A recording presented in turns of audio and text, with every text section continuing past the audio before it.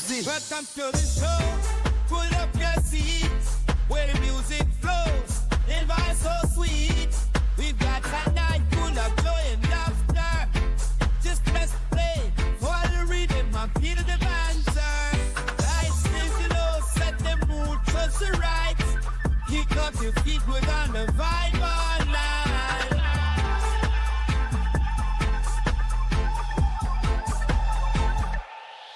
Welcome to the show. It's T with D. DJ spinning tracks. Got that reggae spree. Tune in the dots. Let the vibes be free. Late night session. Sip that turbo key. Coming on the late show. Sing it on TNN. Hope you're feeling bright. Cause we got the vibe so grand. Get cozy on the wine. With tunes that you be man. T with pizza spot. The best in podcast land.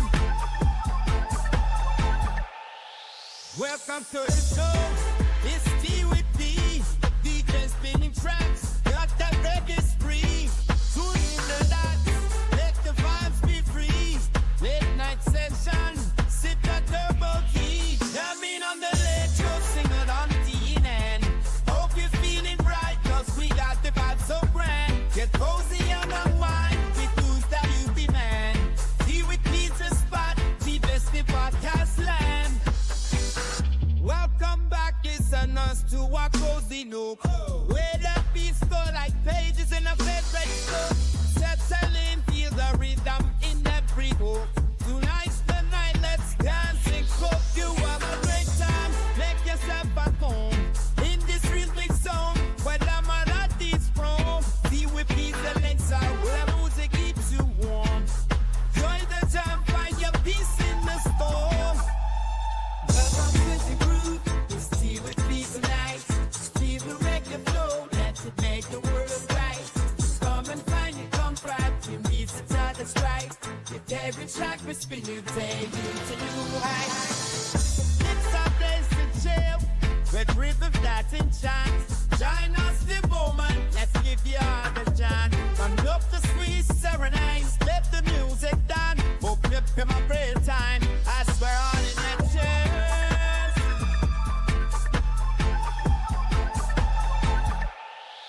Welcome to the show. It's T with D. DJ spinning tracks. Got that reggae spree. Tune in the dots.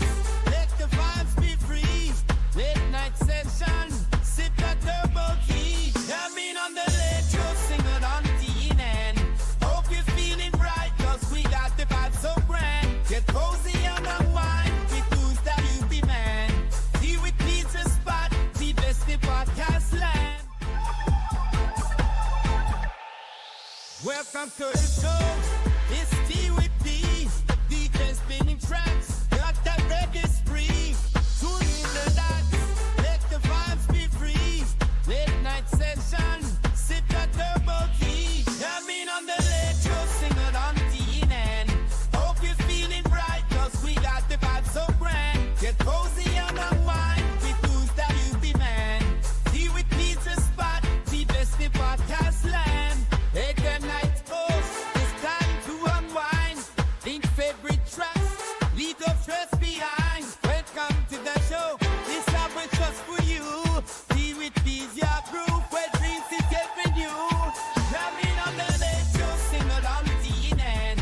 Hope you're feeling bright. Cause we got the vibe so grand. Get cozy on the wine. With tunes that you demand. Tea with peas, the spot. Previously podcast land.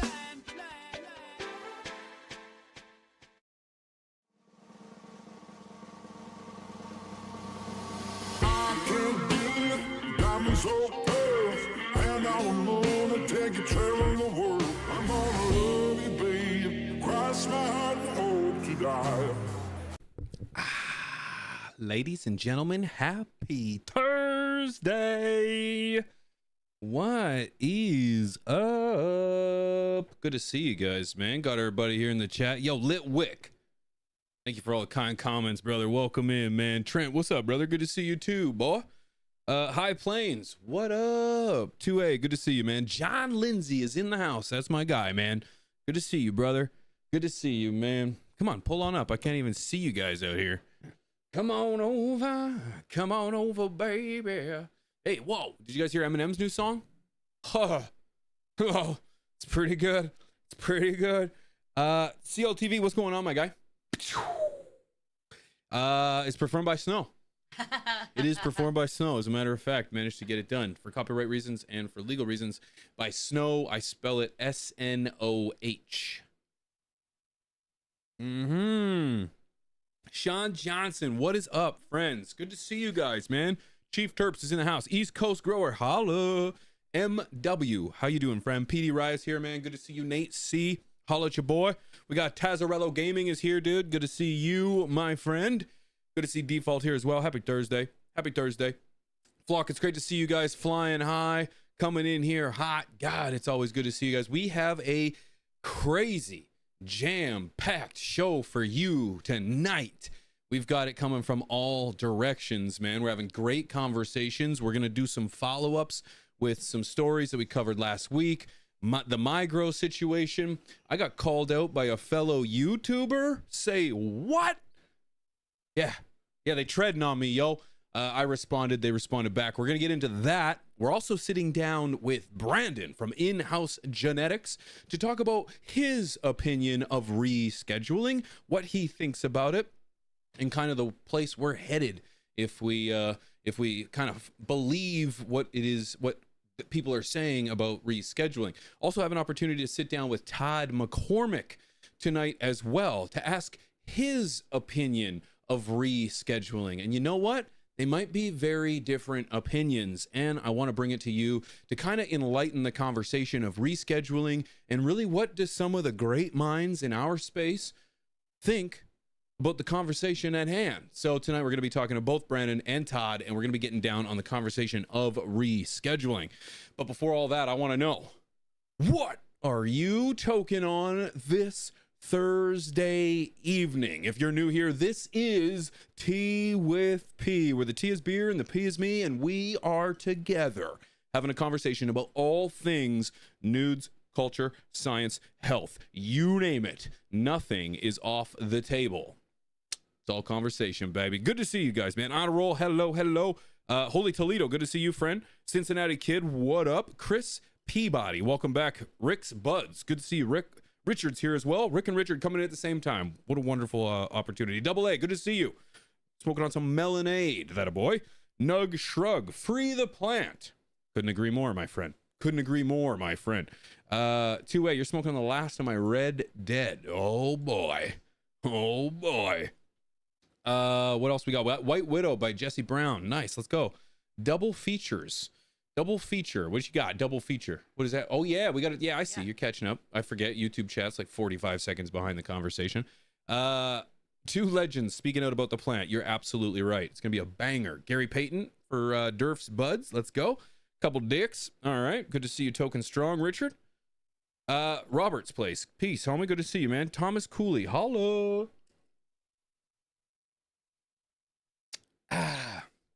I am smoking on some hash plant this evening. Hash plant. Mrs. P, is there a cultivator on that bag? What bag? The hash plant bag that's in there. Is there a name on there? I don't have a hash plant bag. Oh, must have smoked it all and I threw it out. Oh, you just did. Oh, right. And she's on it, ladies and gentlemen. She's gone to the races. No, they never put anything on. They never put anything on. No. Just tells you how much indica and how much sativa. It's all lies. Mrs. P, how you doing? I'm good. Yeah? You excited for tonight? I am. Got a banger. It is a banger. Not scratching my butt, playing with my headset. Please, okay? Trent, it's great to see you, man. I'm smoking on some hash plant. Hash plant tonight. Shout out to the D. There we go. Oh, no better way to start off than this very educational documentary, non-child appropriate. We're just testing oxygen, ladies and gentlemen. It's a test. It's for science. Cheers, dudes. There's so much steam in it. Yeah, from when I washed it. I used hot water. Yeah. I feel like hot water. Let me ask you guys, for those that like a glass piece, do you like cold water or warm water? I find warm water helps it clean it a little bit easier. Cheers, dudes. But cold water when you fill it.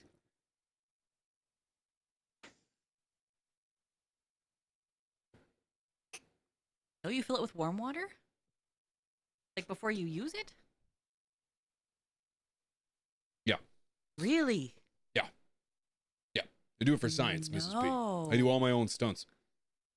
Are you impressed? Are you amazed? Do you want to take me out back? We used to put ice in ours. Yeah, I used to put ice in mine too until some crazy troll on the internet made me think that I'm going to get ice in my lungs. As a northern Canadian who breathes in ice fog all the time. I was going to say, are you kidding me? Yeah. And then I stopped doing it. But that's why you get the percolators, dude. That's why you get the percolators in this. Yeah, I still can't get past that you put warm water in that. Yeah, I do. Okay, it's not worth fighting about. I wasn't going to fight you about it. I'm shocked. That's all right. No need to be shocked. I didn't know that. What kind of weird Canadian shit is that, Litwits? Because it's a legitimate question, my friend. It's a legitimate question. I remember at a young age using like soda in them. Yeah. Putting some flavors in like there. Root beer or like Orange Crush. Yeah. It's not good. Yeah. Not Yeah. good. Yeah, you know, it's hit or miss. I'm more afraid of the mold or the sugar or anything that's going to come from putting those kind of things in there. So. Oh no, I had friends that were dumb enough to drink it after when someone dared them to. It's like a bong rip with piss. It's not good. It's not Warm good. piss. Yeah. It's never a pretty picture. Anyway. Oh gosh, guys, it's so great to see you. Pepper Plug, good to see you for coming in. Thank you, guys. If you didn't already know, you can come check me out over on X, over on Instagram, and over on Twitch, my friends, at Pigeons420. If you want to continue this conversation, you want to come find some place to chat, hit me up over on X, or I go live almost every single day over on Twitch, twitch.tv/Pigeons420. Pigeons420 for everything. Guys, we got a lot to talk about today, and man, I just want to jump into it. Before we do, I was surfing X today, and I seen a post that, well, it turns out brands are still stealing pictures from the internet and using them as their own. Dun, dun, dun. Today's latest case is alien genetics, and this is even worse. Let me picture this here for you. It says, got this on the TV, it says dialing in the settings on the camera with help from my partner. Here's another shot of this Erie maiden. Maybe it's Irie maiden, I'm not sure. I'd say Erie. I said Erie too, but it's actually Irie. Is it? That's what I've been told, Mrs. P. Okay. But look at Alien Labs working hard to get their photos right. But then the comment underneath says this. Kippa says, "That's my picture, loser." The photo has 1,400 views, and Kippa's comment has 1,300 views. Still using other people's photos, but not only using other people's photos, claiming that they're dialing in the picture quality on their camera. Talk about crazy.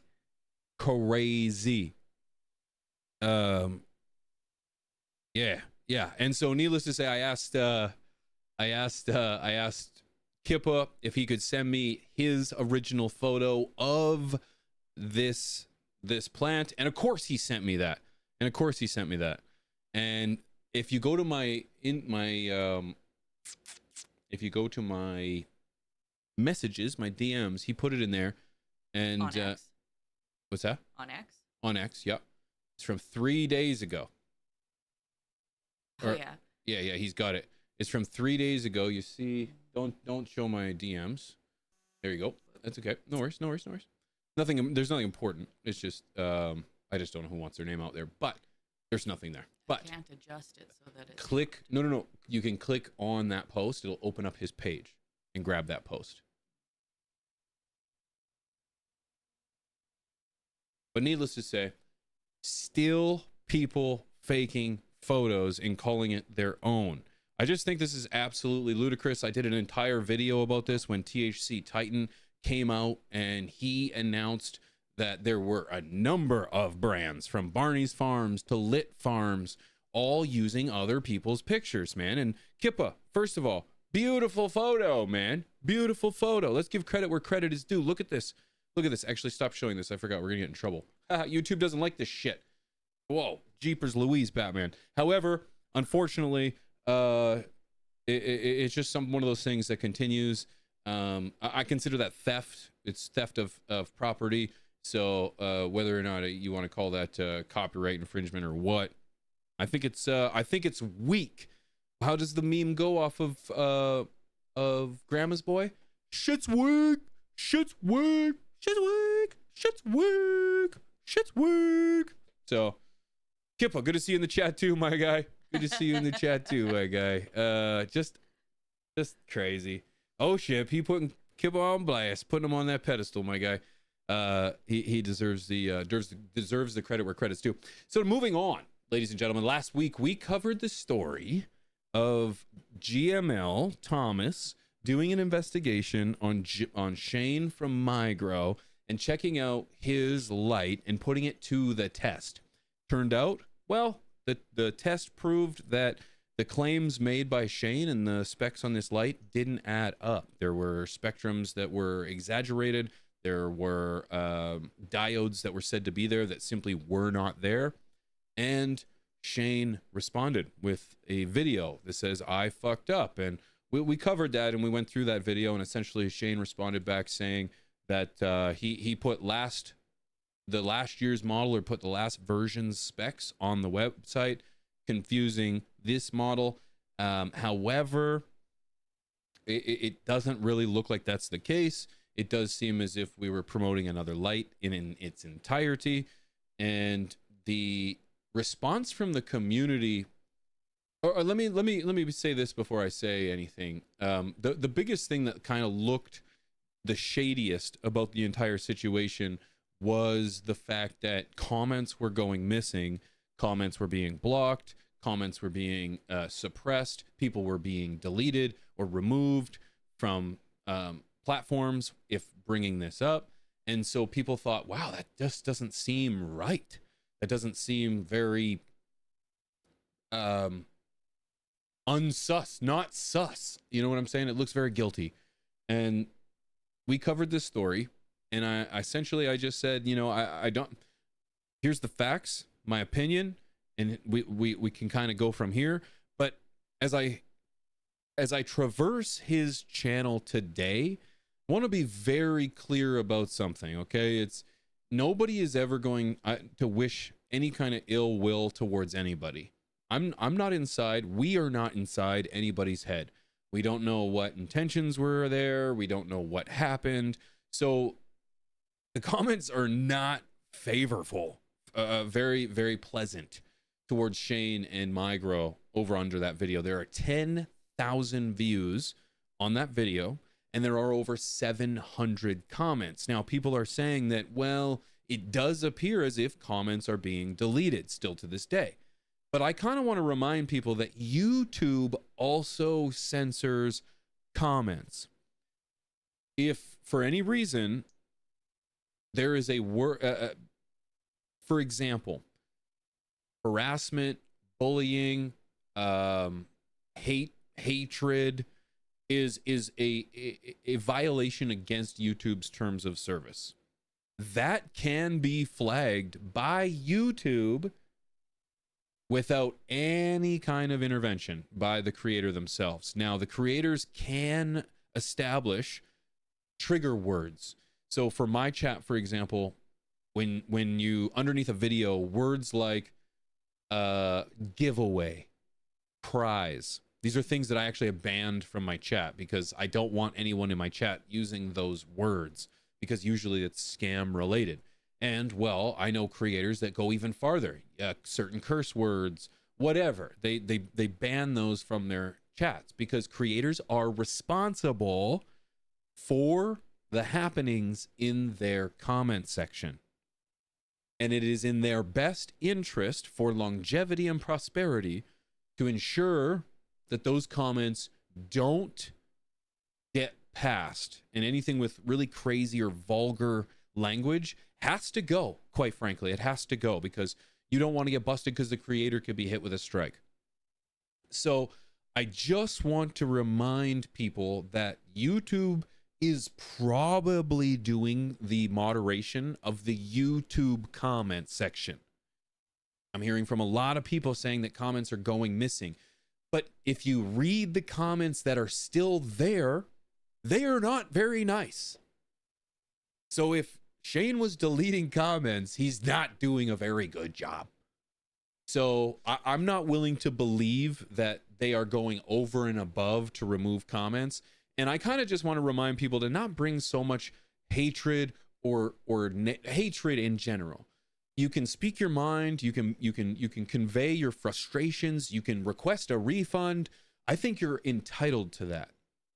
But I don't think we're simply not entitled to hate anyone and to bring vulgar and to just to bring people down for no particular reason without constructive criticism. I know Shane. I've sat in the same room as Shane. I had the opportunity to have a conversation with him with FTS on From the Stash. I think he's a pretty genuine dude. Granted, it was only like a couple hours of a time we spent together, but I think he's pretty genuine. So again, if he fucked up, he kind of admitted it, kind of with a little bit of a little fluffery, a little barrier, if you will. But he admitted it. He owned up to the mistake. And I don't want to see so much hatred towards, anyone in general. And I just think he put in a lot of work to this community. And I don't think one mistake is worth all of the work, time, effort, and energy that he has put into this community. So that's my opinion. I'm curious what you think about that, because I just think it's important that we mention that there's just no room. There's no room for hatred. Of course, frustration, passion, those are two different things. And they can come off very, very harsh in text. But hatred is a pretty obvious thing. Okay? That's my opinion. That's all I'm going to say. I do wish Shane the best of luck. I sure hope this is something that he can come back from. I don't think this should be something that ends somebody's career. But that's just my personal opinion, and the community is entitled to theirs. Am I biased? Sure. Yeah. Like I said, for all my reasons, but that's just my personal opinion. And I hate to see a fellow man take on so much hatred, despite the fact of all the work he has put in. So what do you think? You can at me at Pigeons420 over on X. I'm also live every day over on Twitch. So if you just want to come hang out and see what we got going on, I appreciate you, and come ask some questions. You just never know. You might learn something. Matt, Strange Show, good to see you, homie. Good to see you, friend. Cheers to you. Hope you're smoking well and keeping warm this evening, my friend. Cheers. Cheers. So, Shaboy got called out by another YouTuber. Shaboy got called out by another YouTuber. If you guys recall, last week I did a story. I got a little passionate about a story. And in fact, that story led to bigger things, but we're going to get to that after this. I got a little bit passionate about my stance with 420 magazine. High Times. Or I'm sorry, High Times magazine.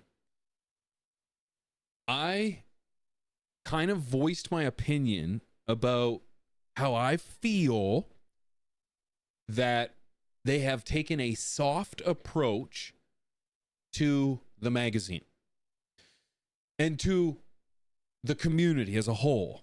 And I encourage you to go watch the video, because I really feel like I said it what I needed to say very well in that video. I thought, you know what? I'm going to post this. I'm going to post this as a standalone video, because this podcast, in my opinion, I don't do enough of the clipping to make it more accessible for people to watch. I simply don't do that, because we talk about a shit ton of stuff, but the video gets 3,000, 4,000, or the live stream will get 3,000, 4,000 views. but nobody'll see the video, right? Or the particular piece, right? And then I can, if I chop it up, I can get, way more people to see the video. But anyways, I digress. I decided I was going to do that about the High Times magazine. I was going to post it, and I said, the magazine is pissing me off. And underneath that comment section, underneath that video, I got a comment from a feller YouTuber that I have a lot of respect for, that I've actually watched, kind of grown with, and I've actually been a part of their community for a number of years. And I was a little bit deflated when I got this comment, and it said this: from the Soil King. Personally, I just can't listen to people who want to talk like you are on this topic. Until you actually done a large amount of activism in the industry, push the needle to where it's even at today, you have nothing I can hear. Sometimes the baby steps are steps forward. As we're building this out, you can't expect the Taj Mahal, but you can build it brick by brick. Stop hating on those who are doing the work and start showing up in numbers, because sitting behind a podcast booth talking about it got us nowhere in the first place. Put your money where your mouth is and show up.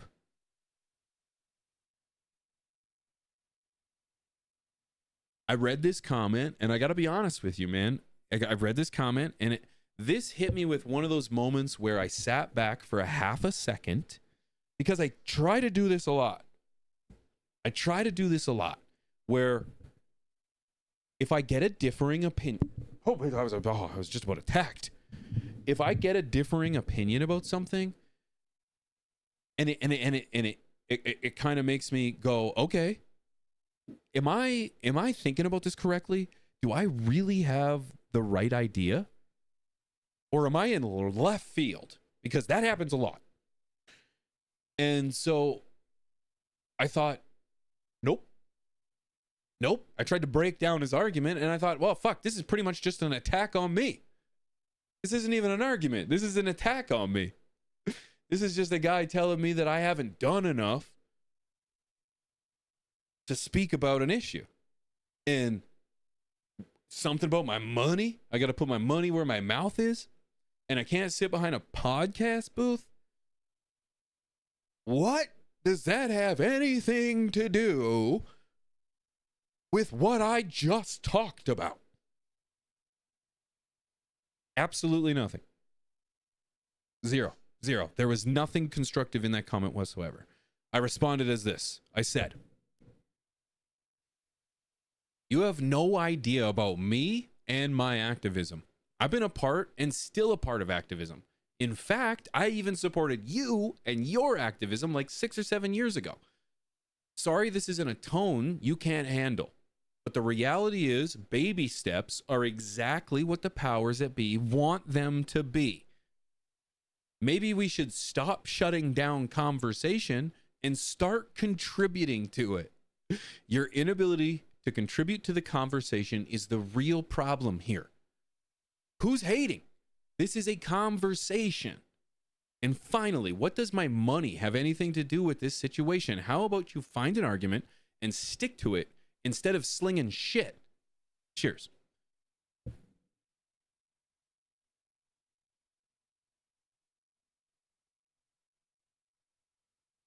I'm always open to have conversation. Always open to have conversation. Always. It doesn't matter if it's conversation you like or it's conversation you don't. Because I think no matter what, the more people talking about things, the better. Whether it's opinions we like to hear, opinions we don't. This is stuff you hear all the time. People say this all the time. I didn't want to attack him. I just wanted to kind of let him know how I felt. That this infighting between him and I, we are on the same team. On the same team. And us fighting is exactly what the powers at be want us to do, because divided we fall, united we stand. And the more of us that stand together and have these uncomfortable conversations and hash out these topics that just don't get talked about, the more people are going to be willing to accept this plant in all of its glory. Now, as I continue on about that, I want to state that he did respond. I didn't actually see the response right away. I was I didn't actually see it until today, until I was putting the comments together for this. And I want to say that my respect for the Soil King kind of came back with this comment. His third comment was this. Can't see what it says, but Just a second. Mrs. B is on it. She's fast like that. Pigeons 420 from the Soil King. Yeah, I can understand how it came off wrong there. It's just hard to remember how hard we fought for things and how nobody ever showed up to help, but everybody stood in the backgrounds clapping and never participating. Only change happens in numbers. I've spent so many years being the only one of a very few in a room trying to fight and change this industry. It was hard. Biggest resentments are those who complain about not getting their way, but never showed up and support. I know this isn't you, and I apologize. I did come off wrong, and I do apologize for that. Thank you for your work. So, actually, if you could bring that back up, I kind of want to break it down for a second. First of all, I have nothing but respect for a man who's going to apologize. This is water over a duck's back. Okay? This is the internet. I don't take the internet seriously. The Soil King regained all the respect in my eyes, man. We can have differing opinions. I can see and feel and hear passion. Okay? I can whether that passion is well focused, that's another conversation. But I can hear passion. This was a slip. This was a quick judgment, a quick comment, and I get it. I accept your apology. But now I'm going to break down the things that you said. I want to stay here where it says that it's just hard to remember how we fought so hard for things and how nobody ever showed up to support, but everybody stood in the backgrounds clapping and never participating. I want to be very clear that participation in our community, in activism, comes in an array and a wide variety of support, of awareness, of message, of so many things, I understand that not everybody could sit up right here and make a podcast work, make a channel work, but this is the gift that I've been given, and this is how I'm going to use my platform, my abilities, my personality, my quirks to push the system forward. I can't be there in California. I can't be there in Washington. I can't be there in Nashville. I'm in Canada, man. I'm in Manitoba. But my voice has to be loud for the world to hear. Some people's position of activism comes from cheering those people on, from saying, you got it. Thank you for representing me. Thank you for putting your neck on the line. Thank you for doing what I just couldn't do. Because what I do instead is I try to raise my son. I try to raise my family to be accepting to weed. I try to teach the elders in my life that weed is a positive thing. Activism is such an incredible entity. It comes in so many forms. So we can't shut any part of it down. And so for those that were clapping, keep clapping. For those in the background, keep being present in your space, because it's there. Because if somebody can recognize that clapping was happening in the background, you were being seen. And that matters. We just got to accept what our mission is and run with it without getting torn up about anybody else's. So again, I accept the Soil King's apology. I just want to remind everyone that, like, not everyone can walk down a street. Not everyone can be a Todd McCorrmick, where you do prison time for this plant. He did that. He did that for me. The people that went to jail for a joint, they did that for me. Now it's my turn. Right? So don't get discouraged. Fight your fight, okay? Fight your fight, and don't listen to anybody who's trying to trample you down or trying to bring you down or none of that, because your fight is important, no matter which or how big it is.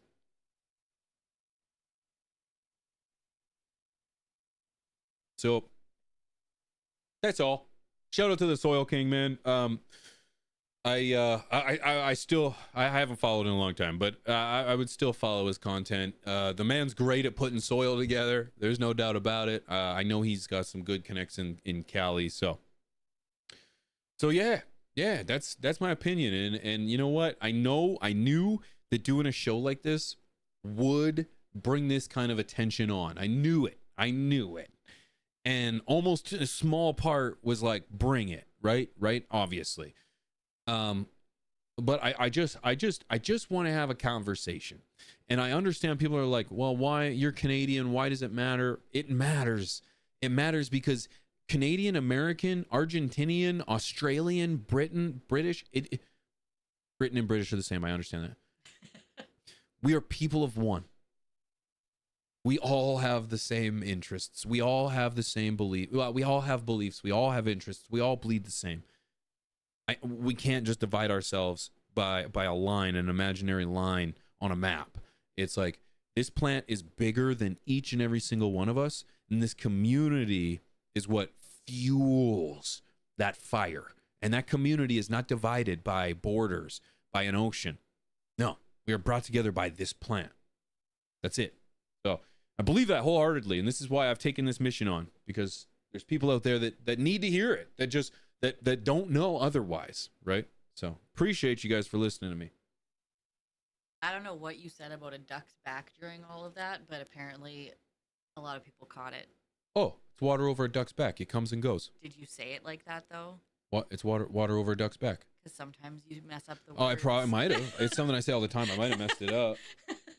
I might have messed it up. There was a lot of chatter about duck's back. Oh, okay. Water over a duck's back. It comes, it goes. It's not a big deal. It's there, it's gone. It's there, it's gone. Water over a duck's back. Matt asked if it was a Canadian saying. I don't know. I thought that was just a... Well, I heard it in Canada, so maybe. That's like, I definitely heard it here. But is that just a Canadian saying? I don't know. I don't know. Does no one else say that? It's redneck-ish, okay? Sometimes my hillbilly shows, it gets out. Guys, we got a jam-packed show for you tonight. We've got a absolute packed second hour, guys. Second hour. I have the absolute blessing to sit down, absolute pleasure to sit down with both Brandon from In-House Genetics and Todd McCorrmick from Authentic Genetics, the legend and OG and friend. We have the opportunity to talk about rescheduling, descheduling, what's better, and honestly, there might be some differing opinions here, and I think it's important for us to hear all sides. So stay tuned, ladies and gentlemen, because we are going to be doing that soon. But yes, I appreciate you guys. And as I was saying, we've got a jam-packed month of Tea with P, ladies and gentlemen, a jam-packed month. So that video that I did with about High Times magazine pissing me off. Oh, little hair in there. I love the dogs. That video that I did, if you guys didn't see it, Miss Piggy, you throw a link skis in the chat skis. Oh, I could probably find it really quick. Thank you. If you guys didn't see it, I'm sure y'all did. If you're here, you got a notification to be here. So if you got a notification to be here, you're probably getting notifications for videos too. So You probably aren't the ones I need to be sending this link out to, but here it is. So I put out the video. High Times magazine is pissing me off. And essentially it was just a passionate piece about a magazine that I don't want to see die, that I want to see thrive. And well, I posted it on X and I said, here, check this out. I posted a passionate opinion about High Times magazine. I didn't even tag anyone. I just put it in there. I don't think I tagged anyone anyways. And I just put it in there. Or I put it on there. And sure enough, none other than the editor-in-chief, Javier Hassi, responded back to me and said, watched it, enjoyed it. Actually, I'm paraphrasing. I don't really know what he said, actually. Something like that. Watched it and enjoyed it. Mrs. P, if you could bring that up, we'll have a rip. Is it under the video? On X? Oh, on X. Yes. It was a post that I made on the day I put that video out. But it turns out that guess who has the editor-in-chief booked for a conversation on Tea with P, baby. Yeah. Javier has agreed to have a sit down with your boy and hash out the state of the High Times magazine, him, his love for the plant, and everything in between, baby. And I thought, son of a gun. What an honor. So this is what I said. I said I gave a very opinionated response to High Times' soft approach to cannabis advocacy. I'm the most disappointed because I expect so much more from this organization. If High Times is going to be submissive, what the hell are we supposed to do? And I didn't say anything, or I didn't tag anybody. But shout out to Javier. Not only did he watch it, he posted. Can you just enhance a little there, babe? He says, I watched your video and honestly enjoyed it, even with the punches, because at least it was thoughtful. I respect your passion and share your frustration. We've been fighting for decades, and I don't think we're being submissive. In my view, full legalization, not just decrim, is the goal and nothing less. But politics in America runs on negotiation and compromise. Unfortunately, that's how it works. Other countries already have medical cannabis laws and homegrown, while the U.S. still drags its feet. I.e., I live in Argentina, where I can freely grow and or access cannabis through caregivers. So many countries got it right-ish already, yet America's hard stance on all or nothing has led nowhere. See the common thread? We can't stop demanding more, but we also can't ignore steps that make research easier or give small businesses relief. Take every inch, fight for every mile. Protest, demonstrate, write your congressman. You said it right.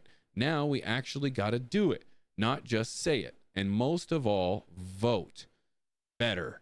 You know who you chose to make your decisions. That's how we get to full rights. And I responded to that, and I simply just said, I really appreciate you for taking the time to watch and respond. Oh, response. Oh, I'm an idiot. Not many people do that. I understand your position, and I would love to have a conversation with you around the subject. If you're up for it, let me know, and I'd love to chat. And he said, I'd love that. Something, something, something. He says, would love that. And he hit me up, and he says, awaiting your reply. And boom, he hit me back. We made it happen. And we're going to be sitting down with the editor-in-chief at the High Times magazine next week for Tea with P, and I'm going to be breaking it down. So, like I said, I really respect the conversation. I might not agree, but that means nothing to the conversation. What means the most to the conversation is the free flow of ideas. I love that we can just play a game of tennis with ideas. You throw it out there, I'll hit it back. I'll throw one out there, you hit it back. If it keeps going, we've got a great conversation. The intention is that nobody gets hurt, right? It's just good conversation. So shout out to everybody from the flock. We're making things happen, baby, and it feels good to be able to do that with you guys. So cheers, friends. This one's for you guys. This is an educational documentary. Test of oxygen. for science purposes.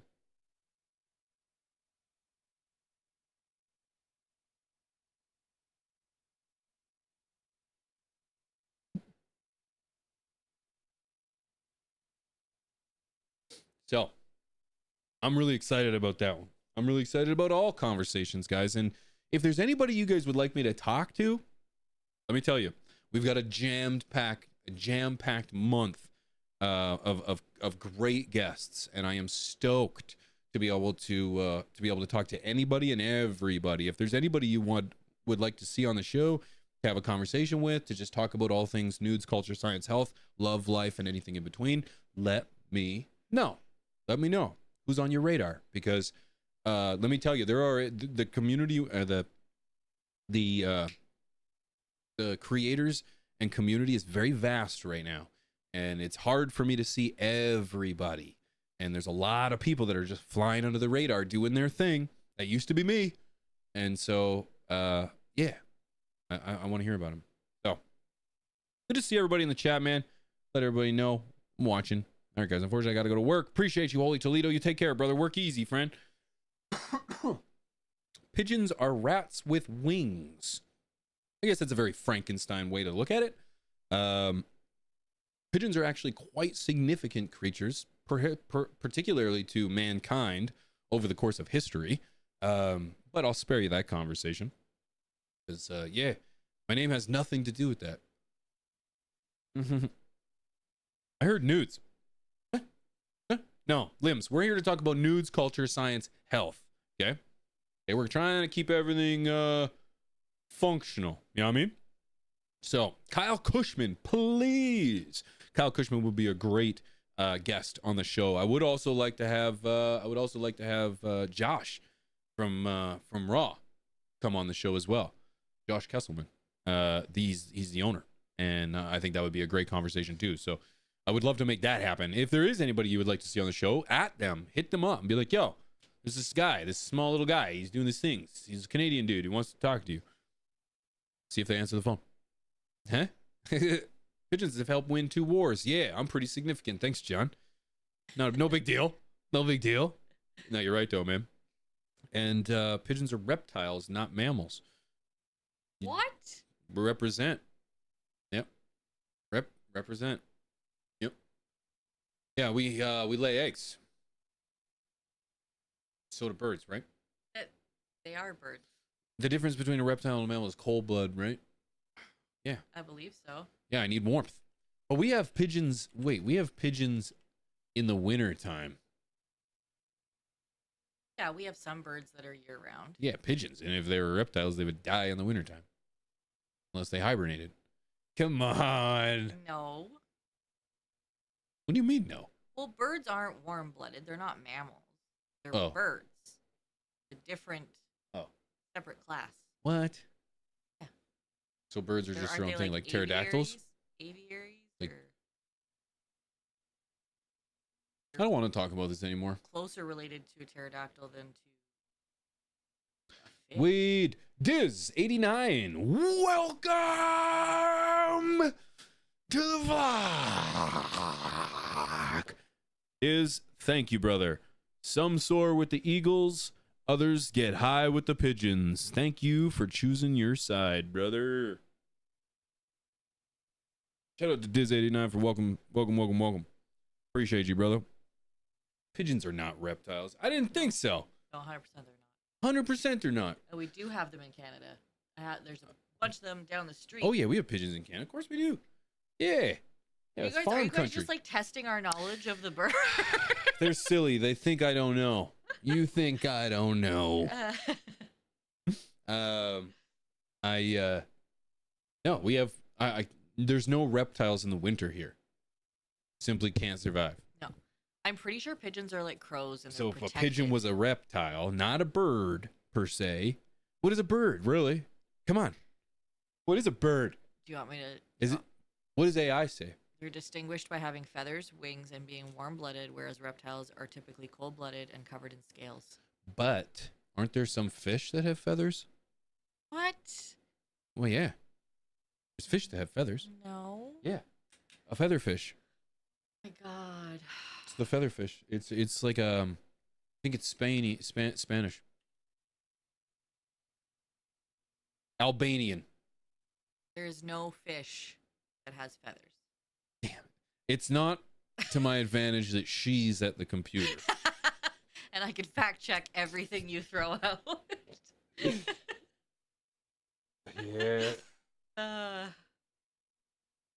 Yeah, those Albanian featherfish. You gotta watch out. You better start learning about birds if you're going out duck hunting on Monday. I only need to know about ducks. And I need to Fair. know how they fly and how far to aim in front of them. Fair. Yeah, we duck hunting. Any hunters in the chat? Any hunters in the chat? I can't wait. Ladies and gentlemen, we've got a great discussion coming up with Brandon from In-House Genetics and Todd McCorrmick from Authentic Genetics, and I cannot wait to get down with it. These boys gave me an opportunity to sit down earlier this week, and boy, did they just rattle my chain. It's going to be fantastic. Cheers, dudes.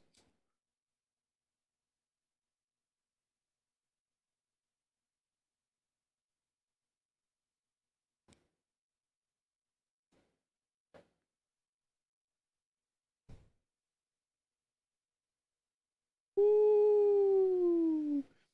Oh. I thought that was the computer making that. Oh yeah. Oh yeah. Yeah, no, it was good. It was good. So, ladies and gentlemen, without further ado, let's have ourselves a conversation. We'll do the guest. Excuse me. We've got Brendan from In-House Genetics breaking down his opinion of rescheduling cannabis. Right after this. Come on and lift your glass. You won your own free pass to be our guest. If you're stressed, it's fine dining we suggest. Be our guest, be our guest, be our guest. In the arms of the angel, fly away from here, from this dark, cold hotel room, and the endlessness that you fear. Hi, I'm Pigeons 420. Will you be an angel for an abused plant? Every day, innocent plants are abused, beaten, and neglected, and they're calling for your help. Please visit stashblend.com today and join the nation in helping abused plants get an 8-ounce bag of Stash Blend.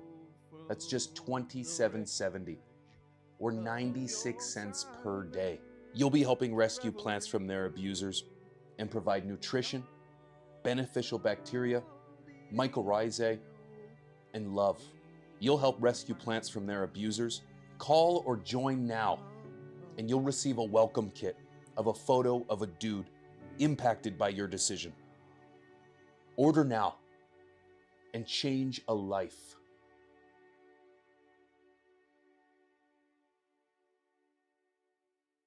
Brendan, great to see you, man. Thank you for coming. Hey, what's going on?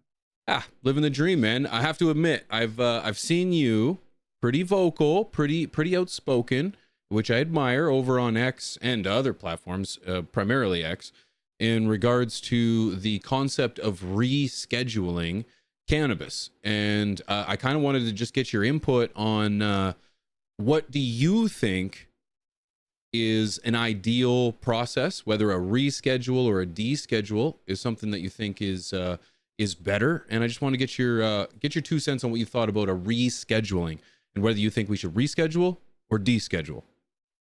Well, yeah, Schedule 3 is a complete disaster all around. It's worse than Schedule 1. At least Schedule 1, you know what you're up against, right? That the federal government still thinks it's illegal.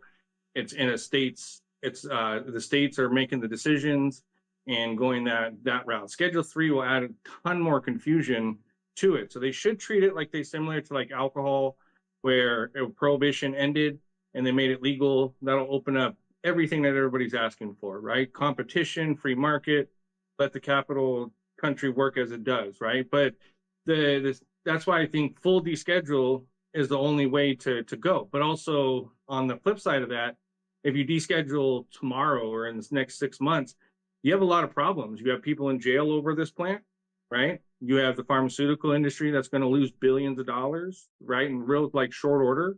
You're going to have you're going to have a lot of people that aren't going to be able to necessarily adapt to it pretty quick. And then on the other side of that is Schedule 3. I feel that Schedule 3 is just a parameter, like a safety valve for the pharmaceutical industry, and it allows the pharmaceutical industry, keeps buying them more and more time to find a way to patent this plant and get their ducks in a row. So as an example, and I've said it numerous times in posts, is what I find amazing and it is the fact that the pharmaceutical industry spends billions of dollars in this country opposing cannabis at every turn, right?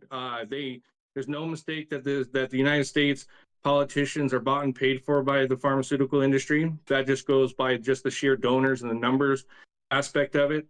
But with that though is like, the pharmaceutical industry will ultimately end up in a quagmire because they're going to lose billions and billions because people are going to find out that the cannabinoid system is going to get you closer to homeostasis than any synthetic drug that's out there, right? So I think that's where we're at with this is with Schedule 3, it's like throwing water on a grease fire, right? You think you're going to put the fire out, but you're only going to make it worse. And then you're going to try to patent this plant? You don't think that the cat's out of the bag. We not only have studies, but we have, 2,700, 3,000 studies that are easily accessible on the NIH website.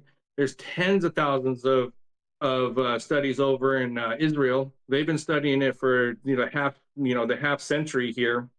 But my point is, and I kind of got off track a little bit, but U.S. pharmaceutical industry spends millions of dollars opposing cannabis in the United States, but also at the same time spending tens of millions, hundreds of millions of dollars in Israel on the medical benefits of it. To me, if you're a U.S. company and you spent money opposing cannabis in the United States, but funded it offshore, you should be barred from participating in the industry, because that is, in a sense, like there is a case to be made that is treasonous in some sense, right? You're going against the best interests of your country, all the while improving another one, right? And so now what that done is that set the United States, which is a leader in a lot of stuff and can be a leader in this, it's set it back decades by their influence and opposing it this whole time. And it's allowed Israel to be a leader in it and gain 20,000 plus patents, have a way better understanding. And so it's like, to me, it's like, it's really interesting, a really interesting fact when you really dig into that and look at it. And the United States can't be trusted with its agencies because they're controlled, like the FDA is controlled by the pharmaceutical industry. That's proven fact, because when you look at it, 70% of their funding comes from the pharmaceutical industry. Every head of the FDA goes straight to a pharma board.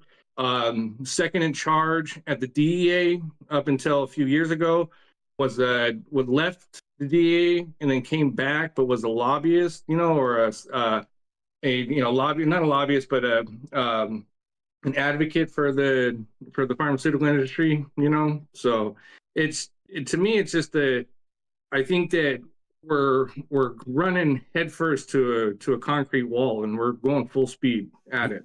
What do you think? Sorry, no, I didn't mean to cut you off. Oh, yeah. So we're just going full speed, and we're going to hit this wall, and it's going to ultimately, there's going to be so many missteps that, your state is really going to know what to do, here in the coming years, because there's no groundwork for this. That's why I think deschedule is the only way to go, and then let the states decide themselves if they want to put it under a medical program, or let them decide on what they're going to do from there on out. What do you think about the argument when people say that, well, if the pharmaceutical industry has access to it, well, now insurance might cover it. You're going to have a standardized medication. What do you think about that?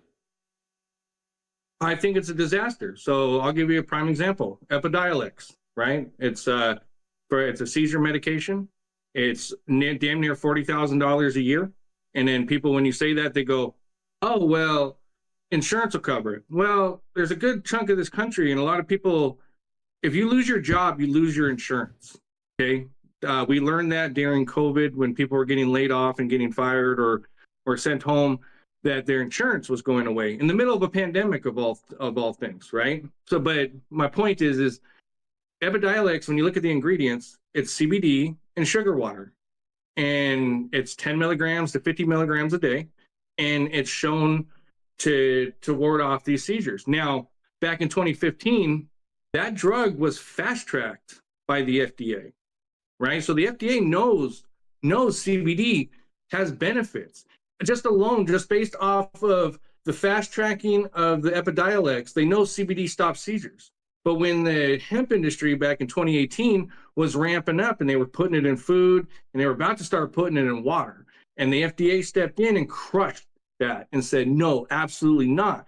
Because ultimately, in my opinion, what would have happened was we would have got CBD all by itself and a lot of the other cannabinoids just by drill that would have ended up back in our food supply. You know, it would have ended up in our food, and we would have started feeling a lot better, and we wouldn't have had to take so much antidepressants. We wouldn't have to take so much Ritalin. We wouldn't have to take so much, aspirin. We would eliminate a lot of things from the pharmaceutical sector that people take on a regular basis, because they go, wait, I feel a lot better today. Because it's not something like with cannabinoids, it's not something that's an overnight thing. It's like anything. It's like if you start, walking an hour a day, you're not going to feel any different the next day, but the next week you will, right? Definitely in a couple months, you're gonna not only feel it, but you're gonna see the changes of that change in your lifestyle, right? So it's the same thing with that cannabinoids. But that's where I think that's the biggest scare is and the biggest ruse is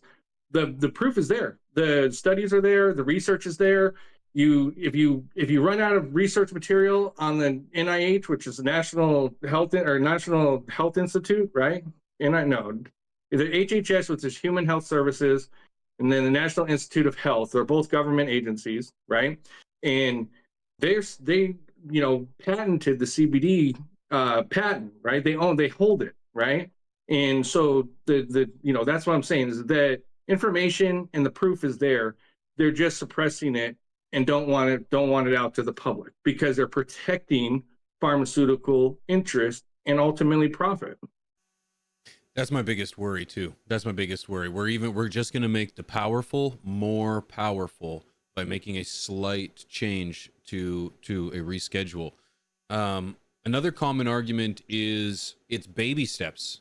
Baby steps is positive. Any move or any discussion in regards to legalization, reschedule, deschedule is good.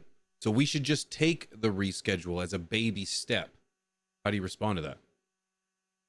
Yeah, we should have told Rosa Parks to sit in the middle of the bus. Yeah. Right? Okay.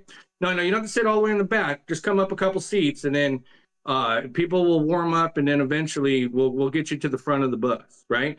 But see, that argument comes from people that came out of the woodwork when it was safe for them to come into the fray, right? It was safe for them to post openly and grow and all that. So that's where you're seeing a lot of that. But also too, on Twitter in particular, I see a lot of that rhetoric coming from the MSO gang, type of folks that are rallying stocks, right?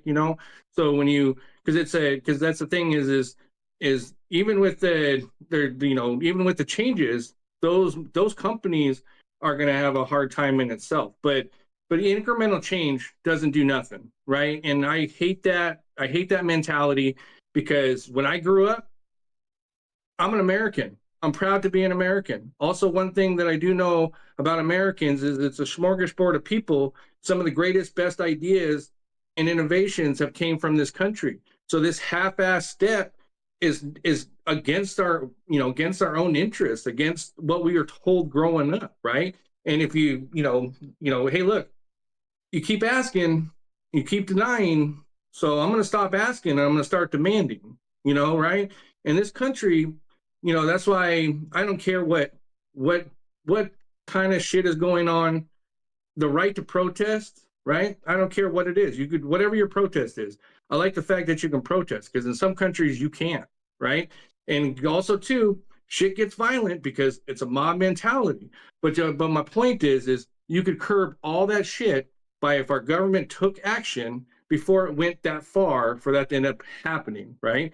But I think a lot of this is fabricated. As an example, I think that Trump announced the cannabis thing because he needs to keep the attention away from the other news cycle stuff. As an example, they really pissed a lot of people off with the Epstein, right? Yep. That's a big, huge situation. Then they came out and they were like, hey, the fix was in. We knew that there was some fuckery going on in the election. But do you think they're gonna like perp walk Obama? Do you think they're gonna perp walk a Clinton? No. But what it is it's feeding this stuff out little by little, so it can keep you from the actual core of stuff, or questioning, hey, wait, you're not doing what you campaigned on, right? And so you got the same people that say incremental change have the same post is trust the process, right? Trust this, trust that. Like, no, I don't trust my government. And you should never trust your government. And your government should expect you to question it. And also, too, this isn't just confined to the United States. This is everybody in the world when it comes to cannabis, because the United States dictates that policy, whether it's illegal, whether it's medical, whether it's descheduled, or however it's frowned on. The rest of the world is going to take notice and follow suit with that. That's why I think ultimately the best method is to go to deschedule, put it along the lines of alcohol and tobacco and those type of things, and let the United States, people of this country and around the world, sort itself out from there. That's where I stand on it. I couldn't agree with you more.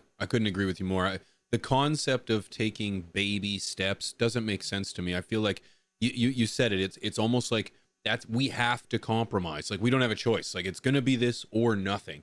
And the reality is it doesn't have to be that way. One thing to note too is that even when the previous administration mentioned rescheduling, that's all that has happened. There has been no movement. There's been no policy. There's been no board. There's been no department established. So when people say we're just talking about rescheduling and it has to be that, I say, no, it doesn't. It doesn't have to be this. It's just a conversation at this point. There's been no momentum about rescheduling that wouldn't be possible to shift to descheduling, because there's no bill in there's nothing right now. It's just a conversation. So in my opinion, there isn't even a half a step being made to say it's a baby step. This is just an alternative that they want us to choose. And you said it, there is a ton of topics in the news cycle right now that make that this story kind of puts under the rug and has us talking about something else. And I consider it a distraction. I think you're right. So so here's the thing: is Roosevelt one time somebody came in, so they wanted to get something done, and the guy had a great pitch. It was like a preacher or something, and the guy gets done, and Roosevelt turned to him and goes, the guys go, so what do we got a deal? Can we do it? And Roosevelt turned to him and goes, make me do it, right? And then ended the conversation, because he wasn't going to give it to him. He said, make me do it. As when it comes to politicians, a politician still needs to get elected. They're going to do the bidding of whatever entity that is paying them to do it. Right now, some of the biggest lobbies, right? Like when you look at it, why do we have war all the time? That's because of the military-industrial complex, right? Why do we pay the most in the United States for medication? Because of pharma lobby, right?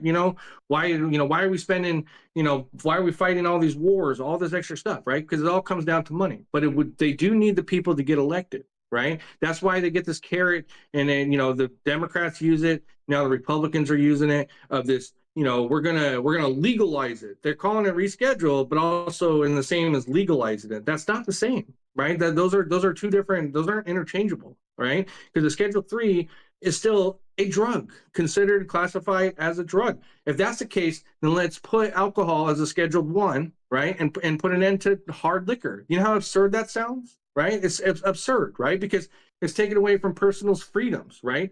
But it's one of those things where the politicians, they're just not scared. And I don't care which tribe somebody is following, whether it's a blue tribe or a red tribe. They both hate you when it comes to cannabis. They get paid to hate you and be against you. That's here's an example. Canada has the same pharmaceutical drugs as the United States. Okay, there's no different, right? They're made in the same place. It just happens to be insulin at the time was $400, right? On my side of the border, $40 on your side of the border. Can you tell me why? Oh, just because, right? They can get $400 here. Your government stepped in and capped it. Okay, that drug is like 2 cents to make, right? Now, here's the thing: is we had the control. The Democrats campaign on this type of shit, right? You know, cannabis reform and free or affordable prescriptions and all that. They finally have the opportunity to do it. They got the people, they got the votes, and it was a reimportation bill, 2018, 2019. And the Democrats voted their own bill down. And when you ask the key leadership, why did you vote it down? And the ones I can speak with my state and Cory Booker and a handful of others, this is what they said, we shot it down because over safety concerns, right? It's the same exact drugs. In fact, Canada has some of the more stringent drugs, but that's my point is they knew that they couldn't do it because the pharmaceutical lobby told them to vote no, right? Because they're like, no. Because there was a time where, people could go up to Canada in caravans and get prescription drugs and come back, no problem. Pharmaceutical industry put an end to that. So you finally get an opportunity to do something good for the country because, a person I worked with for years, right? She was a diabetic and she needed insulin to live, but also the crazy amount of energy and money that it took for her just to survive. It was like I felt super connected, compassion about that, right? So when I see this kind of stuff, it's like irritates me. But I can see across the board now why Democrats aren't moving anywhere on the cannabis side is because pharma has told them no. They don't know, the pharmaceutical industry does not know how to keep a cap on this plant. As an example, we talked about Epidiolex, right? CBD, everybody has access to CBD. Right? You could get a kilo of CBD for $300 right now. The exact same thing, right? And that kilo is going to last you for the next 5 years.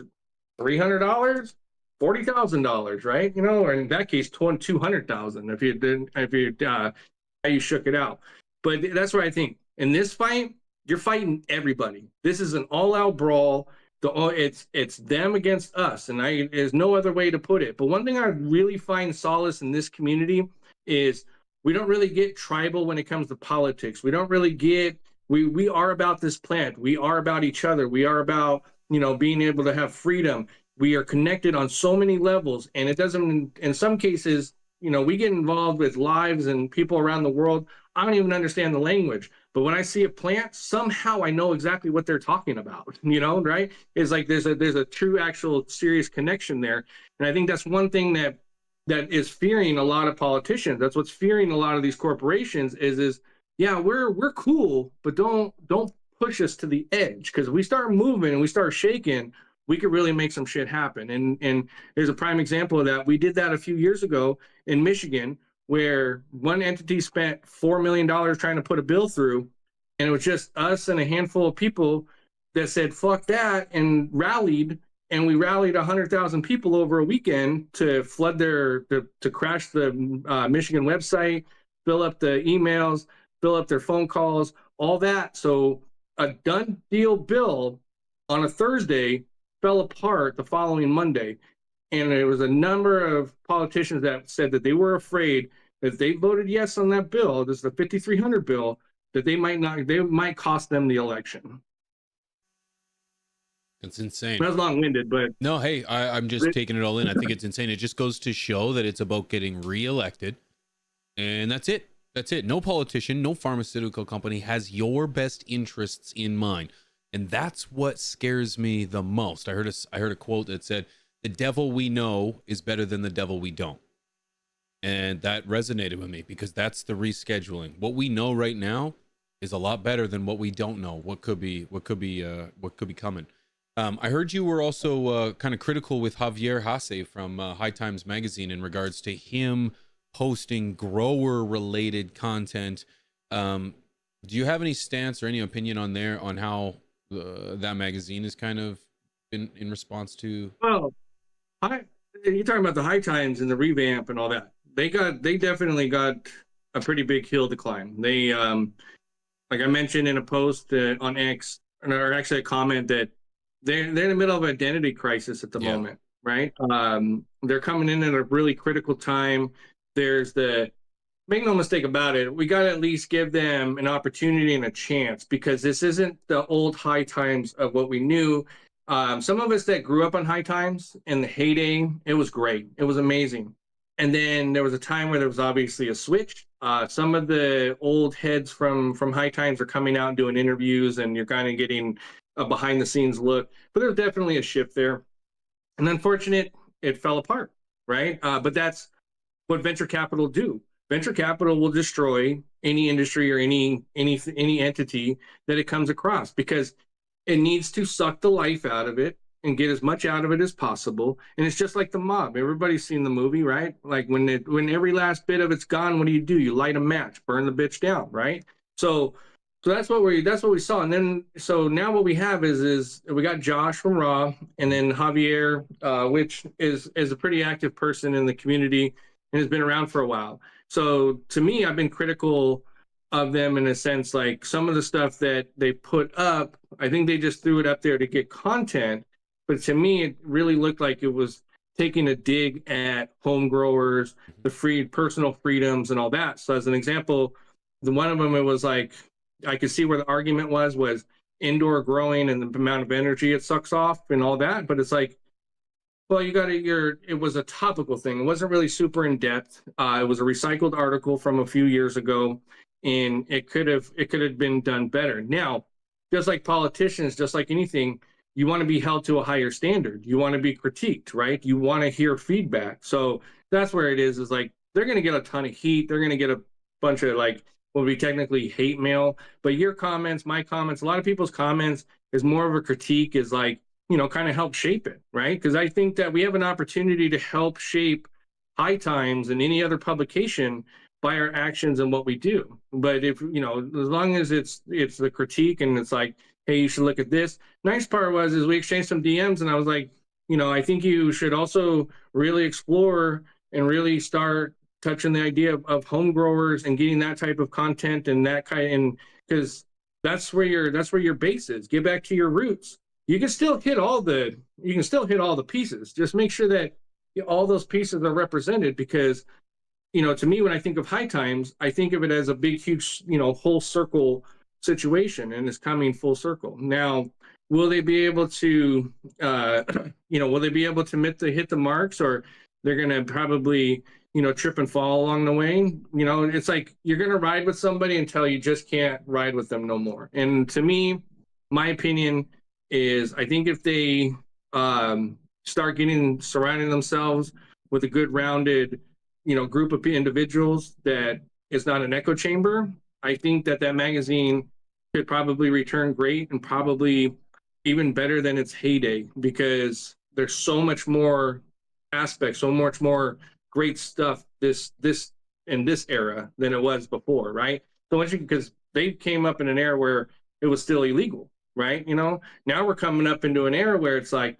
do we have a ton of information now? We have ways to heal people. We have ways to, explain how this hemp and cannabis plant can really change somebody's life. And that's, just growing a plant or growing a handful of plant, it's therapeutic and all in itself. And that's just the tip of the iceberg. You're absolutely right, man. And I couldn't agree more. The place of that these critiques come from for High Times Magazine is passion. I am not mad. I'm not pissed. I'm not trying to hate on anyone. And I've been called a hater for my critiques on High Times, but we're talking about the #1 longest running publication for cannabis in our space. There's something to be said about that. I hold it to a standard of this high. And you said it. I'm going to ride with them until I can't ride no more. And I'm going to be honest, because it comes from a place of love. I would be honest with my friends too, you know, if they were just kind of, you know, Well, it's bobbing and weaving. also too, but it's like one of those things. Like I'm a person that can agree to disagree. I can support people that don't like me. I can support people that I don't like if the message is right. Okay, so that's the thing is like they have a big they have a they got a big uphill battle, and I think that they can really do it is if they can encompass everybody. As an example, the we have a whole new different type of media now, right? You know, podcasters were the deciding factor in the U.S. election. Okay, right? People that jump in the camera like you do and do what you do, and you can't discount that. I don't care what like as an example, I remember one time somebody they mentioned something like they were going to do a hit piece, and I was like, yeah, go for it, whatever, right? You're going to make some shit up, but I'm going to tell you right now, when I run my numbers, I'm going to be able to hit 100,000 people in the next 30 minutes, right? And it's going to take a month for somebody to read what you write about me. And they were like, touche, right? You know, and that was because we got into an argument in a discussion over somebody trying to tell me that was part of a publication that every plant is exactly the same. There is no different terps. There is no different cannabinoids. There ain't no, it's like ignorant type of conversation. But instead of, I was like, well, I guess we're just never going to agree. And then it was just kind of like a slight comment. This is probably about 7 years ago. I just thought it was funny and sticks out.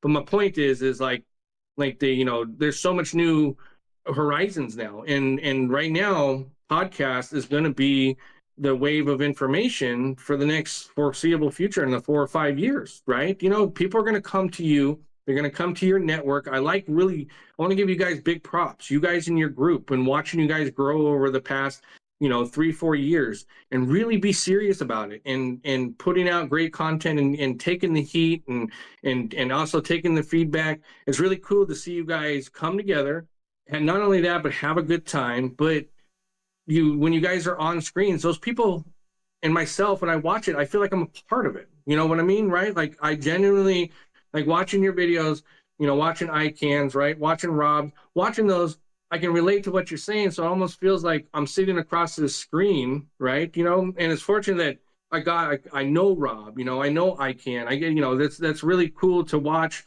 It's really cool to watch your acquaintances and your friends do things, right? And also to watching people that you don't even know, right, start making traction and start doing cool stuff. I'm just one of those people that I just love watching people win. But I want to give you guys a big shout out. Like the content and the grower stuff, you guys are really becoming a beacon and becoming a source of information, and that's only going to continue to grow. And like you said to me, like I don't really think anything one way or the other. I'm going to say what's on my mind, and if you disagree, tell me where you disagree with me, and then I can change my mind, or I can I can be like, maybe I'm right or maybe I'm wrong. One thing that I like is I like being proven wrong. Okay, what's annoying is when you don't have an argument and you got to go to throwing shit, right? That to me, that's lowbrow. You can't do that. Meet me halfway. Let's have a conversation. And that's one of the things that in the past couple of years, there's one person in particular. We still aren't friends to this day. But we exchange DMs, and we get in debates, but we don't like each other. We've acknowledged this, okay? But I'll share his content. He'll share my content. But, we came to an agreement. We don't like each other personally, so therefore, whatever. But when it comes to this plant, I got your back 100%. I'll ride with you, kind of deal. So the thing is we don't have to be friends in order to get the job done, And like I said, you probably got enough friends. I've got enough friends. But what it is people are looking forward for a change. People are looking forward to feeling better. People are looking for answers. And guess what? This plant can answer a lot of those answers. But those questions need to be arose and talked about and discussed in order for those answers to come out. And I think that's what you guys are doing. And I want to be one to tell you thank you. I appreciate that, dude. I really do, man. And you know what? It takes people speaking their opinion just like yours. It's something that used to be done a little more freely than what's done today. A lot of people don't want to speak their opinion because there's a lot of recourse that comes with it. I shared a comment on my ex account just last week of someone in our space who I actually respect and looked up to that attacked me for my position on High Times not holding themselves to a higher regard. And it's like, I wish they understood that we're on the same team, man. We are on the same team.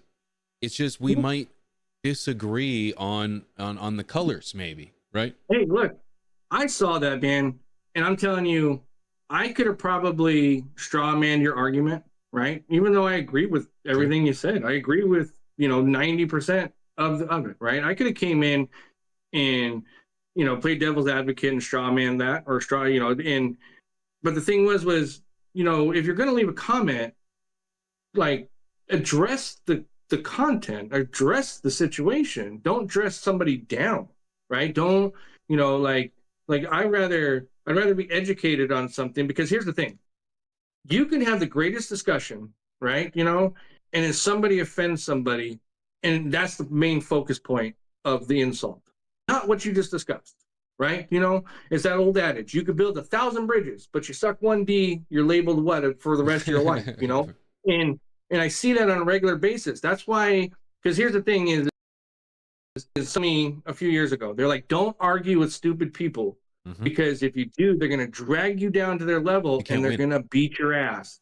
And I was like, oh, understandable. So here's the thing is it's not to say that like there's like, funny jokes and stuff like that. But when there's a real serious topic and a real discussion, come meet the person halfway, right? And see if you can change the minds. One thing that I like is I've been able to have my mind changed and change other people's minds by just being like, here's my side and here's my view, right? And I put stuff out to the world to get the feedback, because I want to know too, did I read and did I understand this correctly, right? I've also read stuff and misunderstood stuff, and then it dawns on me like, oh yeah, actually, I did have that wrong, right?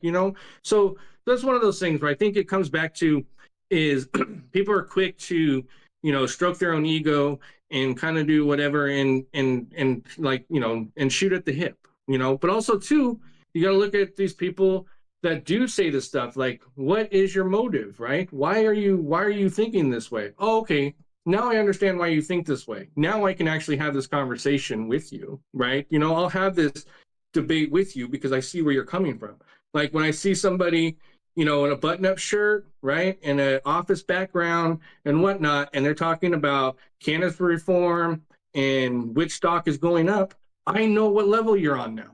I know where to talk to you and how to talk to you on that level. You get what I'm saying? If I'm seeing somebody and they got a grow behind them or whatnot, I know, okay, you're a grower to grower. Now we're gonna have a conversation, So just kind of like understanding and reading the room and understanding the climate and where it's at and who to talk to. So, if your business depends on MSOs surviving, right, then you're going to lean towards that, right? If your business leans towards small mom and pop operations, right, and keeping those folks, a head above water, then this Schedule 3 isn't for them, right? You're going to like Schedule 3. I know we didn't touch on that, but with Schedule 3, very well could wipe out a lot of the small operations in this country, because it could be simple as the DEA or the NIH or the HHS or some sort of agency comes in and goes, in order for you to be on the schedule, you got to pay this regulation fee of $10,000, $20,000, and they'll do that, no problem, right? The MSOs can afford it because it's cost of doing business. We'll just do another raise cap, raise some more money, but the mom and pop, that'll cripple them. That'll put them out of business, And so I think that, who knows exactly where it's going to go. But right now, here in Washington, we have the resemblance of deschedule, because the only thing you need to do is go into a store and have your ID, right? Everything is tested. Everything is regulated. You can look on the package to see what type of cannabinoids might fit you best, because you've, done your homework prior to that. Sometimes the bud tender is knowledgeable, can help you along the way, right? That's the world we should live in. That's deschedule, right? But if you got to now go back 10 years in Washington and you got to go get a prescription from a doctor, and some doctor telling you, and half the doctors don't know shit when it comes to cannabis because they didn't go to school for this, and you got to go through all of that again, right? And then hopefully your prescription doesn't run out by the time you can get it. There's a ton of stuff. Like the true fight, and where all these people should be fighting, is on the state level to lower the tax rate. There's no reason for the tax rate to be 35%. Okay. If you're going to tax that rate, reinvest those taxes back into the industry that's generating it. You get what I'm saying? Right? Banking problem could be handled tomorrow. Okay. And what I mean by that is you can have state banks. State banks are collecting the tax revenue and it's state run, right? So they don't have to do FDIC or anything like that. So if you like right now, you can run it on a state level and be just fine, right? But it's just like I said, there's something bigger, something much larger that's going on that anytime you mention something, you get the whole gang, oh, you're just speculating. You don't know what you're talking about. Like, that's what everything is. Okay. When you put up a post about XYZ stock is going up, you're speculating, right? Okay. So what I'm doing is taking the information that I have at my disposal, putting it in my head, and coming out with what I think that might be the path or what might be going on. And it just happens to be I have a pretty good track record of seeing what's coming around the corner, what's coming, what's going to be the next thing, right? And so, you have to then kind of let everybody else know and let them decide. I couldn't agree with you more. And I think having these conversations is exactly how we get to a place where we can at least understand A, where we're all coming from, but B, what we're headed into. Brandon, I can't thank you enough for coming on and sharing your opinion on Schedule 3. Any last thoughts before I let you go? Look, no matter what happens, you guys, one thing I want to stress is this. Keep the conversation going at all costs, okay? Instagram hates you. Find a different platform. Go to X. Go to Rumble. Go to wherever you're going to be welcome. Because here's what's the most important part. If this does get locked down, the cannabinoid system gets patented or whatever, it's going to be the information shared amongst this community of things that help. So as an example, when these studies come out and they show CBG is really good for the gut, right? CBG does this. CBN helps you sleep. Oh, hey, you know what I'm growing has those cannabinoids, right? Okay. So my point is they're going to try to shut everybody down. Okay. They're going to try to censor everybody. They're going to try to make this illegal, all of that. So my counter to that is no matter what happens, because the people that come from what you call legacy and all that, we did it when it was illegal. We did it when it was frowned upon. We did it when our own family members called us drug dealers. But we did it because we felt that's what we had to do. And we've always had that mantra. We will always do what we have to do and help to better ourselves and the people around us. Okay. So if we come and we find out that a set of cannabinoids, cures, say like, not even a cure, but say, a set of cannabinoids will get somebody off of Ritalin. You want that information shared and you want it screamed wide and get it to as many people as possible and get those people the help that they need. And the way that you're going to do that is through a network. So if you hear somebody say, hey, this helps this group of people, we should check this out. This set of strains, this set of whatever, that's where I think that the future, no matter what, is going. Because if we take the money out of it, and then it's useless to the corporations, okay? And Schedule 3, all that, those companies absolutely need that to happen in order to just survive, to wait to get bought out in the future, because they can't compete against mom and pop or the home growers, anything like that. And what I mean by that is they've got to limit your options, so there's no other options. If you have other options, that is a true competition. Well said. Well said. Brandon, from In-House Genetics, I encourage everyone to go check you out on X. You won't be disappointed, and you might just learn something. Thank you, sir. Thank you. Thank you for joining me today. I'm very excited to get your opinion on rescheduling, descheduling as a whole. You've been pretty vocal about your position, and not only do I appreciate your optimism, your outlook at things, I just respect the things that you have to say, and sometimes when I listen, I learn from you. So I really wanted to get your input on rescheduling and things we should be looking out for. Why, thank you, sir. Sometimes, only sometimes, you learn things. No, I'm just joking. But, I've been in this for a very long time. I started working with Jack Herer in January of 1994.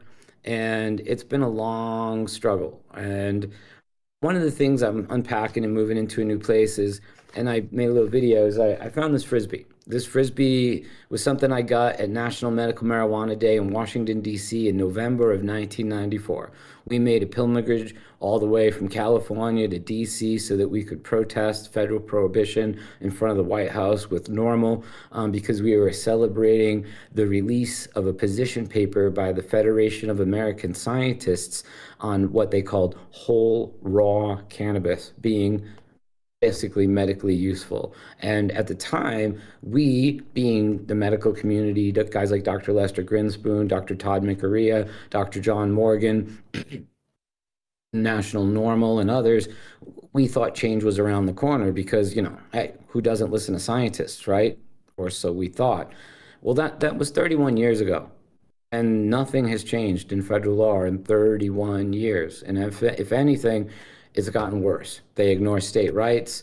They ignore the endocannabinoid system. They're science deniers. They keep cannabis in a Schedule 1, which says that there's no medical use for it, ignoring the fact that 2/3 of our country has passed laws for medical use of cannabis.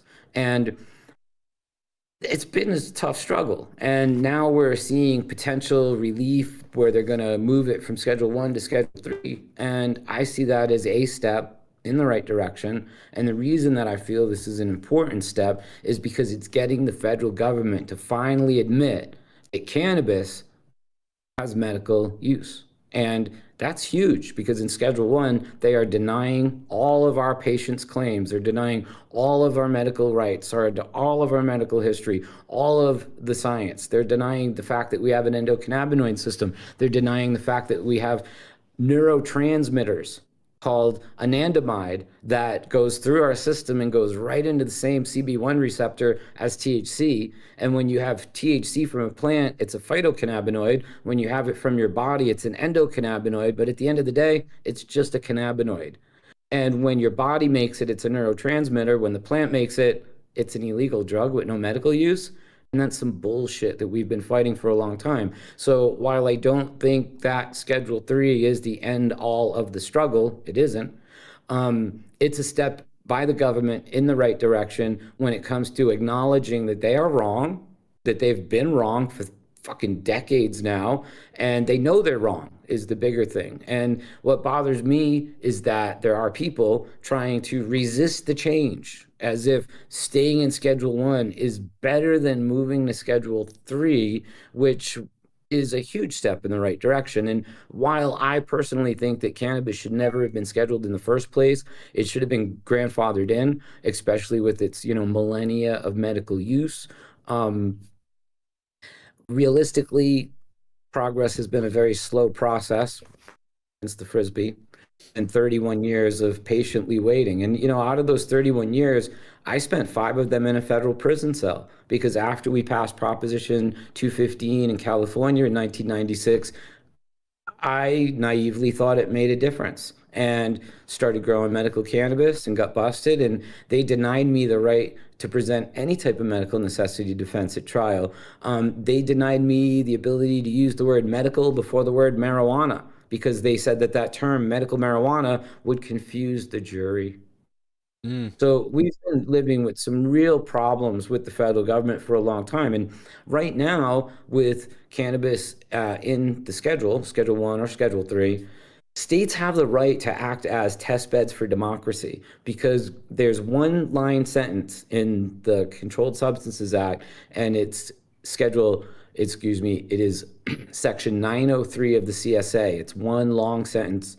But what it basically states is that when they were writing the CSA, they realized, they being the lawyers, that they had 10th Amendment issues, meaning state rights. So in America, what basically rights are not delegated to Congress are reserved for the state. That's basically the 10th Amendment in a nutshell. So what they did in order to not get sued and not to have their Controlled Substances Act voided by states suing them is they added this little one paragraph line that says basically, in cases where there's a positive conflict between state and federal law, federalism won't apply, and we'll bump this off to the state so that the state can have the control over what's happening inside their state. So you have interstate commerce, which goes from California to Massachusetts, but then you have intrastate commerce, which, for instance, grown in Humboldt County, sold in Los Angeles, it all happens within the state. And this is the reason why states that have legalized cannabis on a ballot initiative or otherwise, like Rhode Island, they didn't have a ballot initiative, but the legislation legalized cannabis in spite of the federal government. They're allowed to do that because of Section 903. And when you take cannabis completely out of the schedule, you're literally going to hand it over to the ATF because, you know, like it or leave it, cannabis is a very valuable plant, and it's going to fall in with alcohol, tobacco, and firearms. I've always thought it'll become the CATF. And you're going to have federal laws now superseding state laws. You will not have the protection of the state laws being able to be test beds for democracy and having more lenient sentences on people if they grow too much pot or something like that, because the federal government will come in and say, no, we get to lock him up for half a decade because he had more than 99 plants. That's our law. And this is where it gets funky. So what people are asking for, and I think what they're going to get, can be two amazingly different things.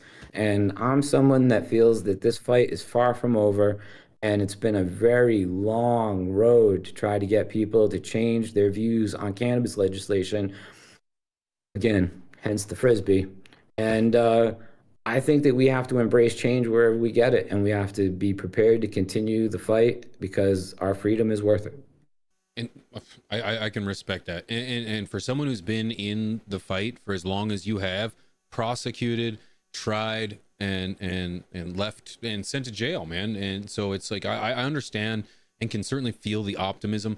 One of the biggest criticisms against the rescheduling is that now with the added medical benefit that pharmaceutical companies are now going to have access to it, and this is bad for two reasons. First reason being is that it's just going to become a standardized medicine because it would be not in the pharmaceuticals industry's best interest to have a wide variety of cannabis. You and I are familiar with like genetics that can strain like flower for weeks and weeks. Yeah, sure. I just there was another, so to just that, so there'd be a loss of variety to the genetics and the cost. Please go ahead. Two thoughts on that. Roxanne Labs has had dronabinol, which is synthetic THC, encapsulated in gelatin caps, suspended in sesame oil, on the market since the 80s.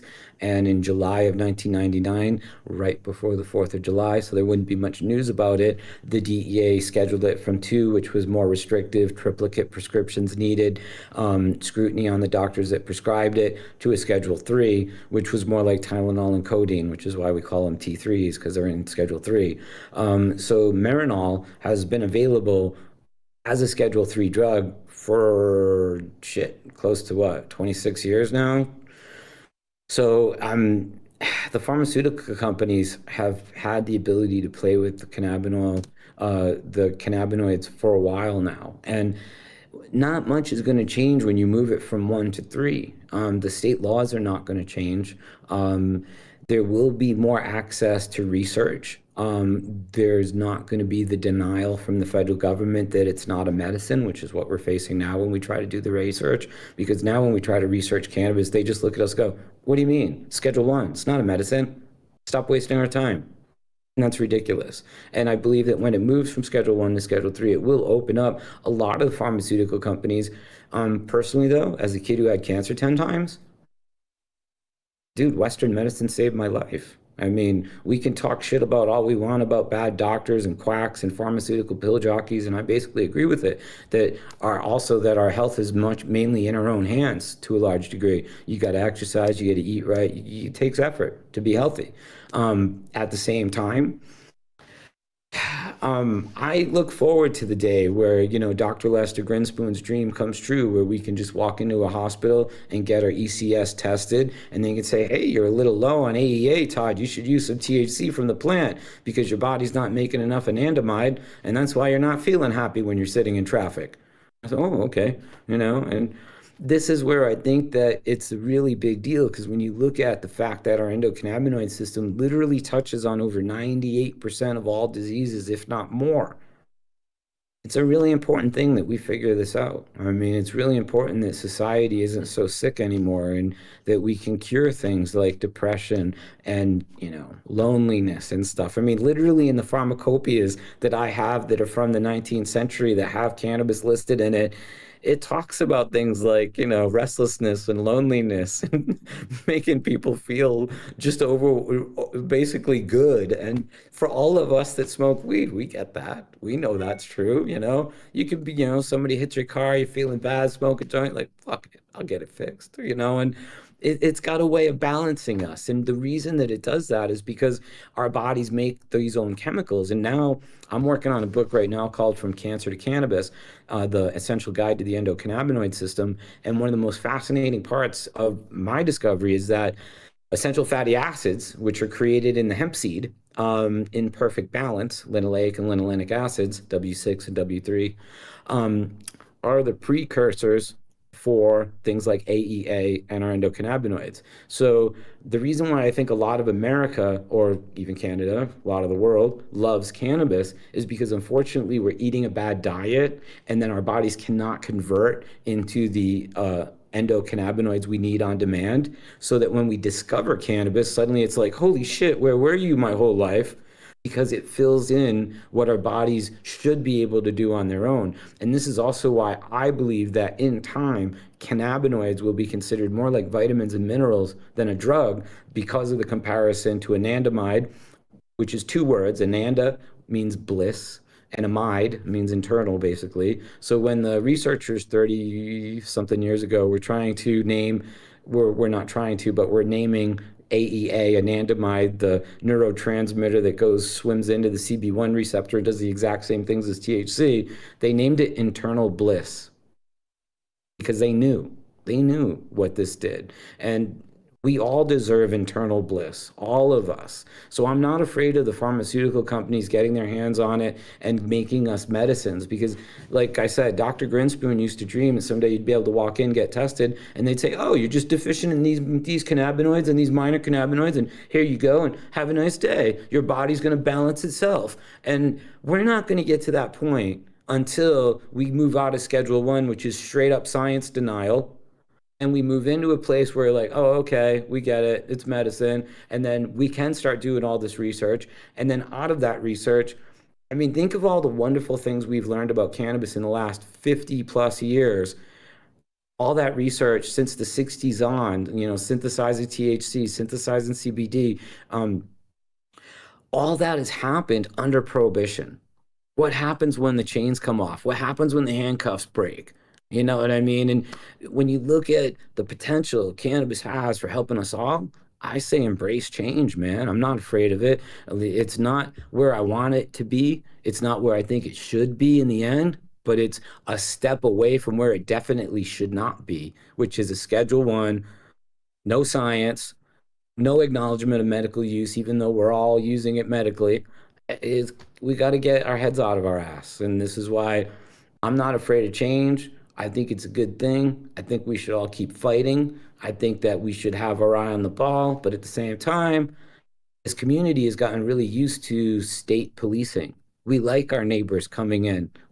As we're seeing with ICE here in America, it doesn't feel that good when federal agents are coming in from other states and snatching people out of our neighborhoods, even if it's illegal what they're doing, even if they're here illegally. And I am somebody who lived in the Netherlands illegally for some time. I extended my 90 days. I could not get a job. When I walked into coffee shops, tried to get a job, they looked at me and they laughed. They're like, first off, you're too short to be Dutch. Second off, right? What's with the black hair? Now it's gray, but back then it was black. And they were like, say anything in Dutch. I'm like, Goedenavond? Not good enough, bro. Good evening will not matter when a cop walks in and says, where are you from? What neighborhood did you grow up in? And technically, they couldn't hire me because I wasn't an EU member. So I had to wander around wondering how to get a job, just like people here do. And I was willfully illegal. And I knew that if they snatched me up at a grow or something like that, I was going to get shipped home on a plane. and because it happened. And they extradited people on request of the DEA and everything. So I, the writing was on the wall, so to speak. You know what I mean? But I know what it's like to walk around in a country and not be able to read the newspaper. You know, not be able to speak the language, not be able to get a job. And I feel for these people. But right now we're seeing all these people dealing with ICE and people don't like it. Well, guess what, cannabis community? As soon as cannabis gets pulled out of the CSA and put into the hands of the ATF, all you're going to see is going to be federal enforcement around cannabis. And I don't know how you're going to like that. I will say this. Every time the DEA has visited me, they've been nothing but gentlemen. They've been very polite. I mean, they in all reality, I knew I wasn't going to cooperate, so I have to be. I'm a gentleman. I'm not resisting arrest. I'm not fighting them. I'm fucking, we're on two different sides and we're all just gentlemen here, you know? But they've been nothing but gentlemen when they come. But at the same time, they come in heavy. You know what I mean? They're well organized. They got a lot of guys. They got plenty of prosecutors. They got plenty of jails. They got everything they need. And when this shifts over to federal jurisdiction, it's going to feel different for the community. And I don't know how they're going to like that. And I think in some ways, they are fortunate that it's only moving to Schedule 3, because if you go from the abrupt change of feeling comfortable with, here in California, you got the Department of Cannabis Control and the way they're handling things, and you figured out their system and it's working for you, and that gets totally turned around. You know, I don't really know. And then also, I don't know how a lot of these cannabis companies are going to be able to compete when they are multi-state operators and they got people that have their shit dialed in the Midwest, operating at way less of a cost of production than in places like Cali, competing for the same shelf space in Nevada.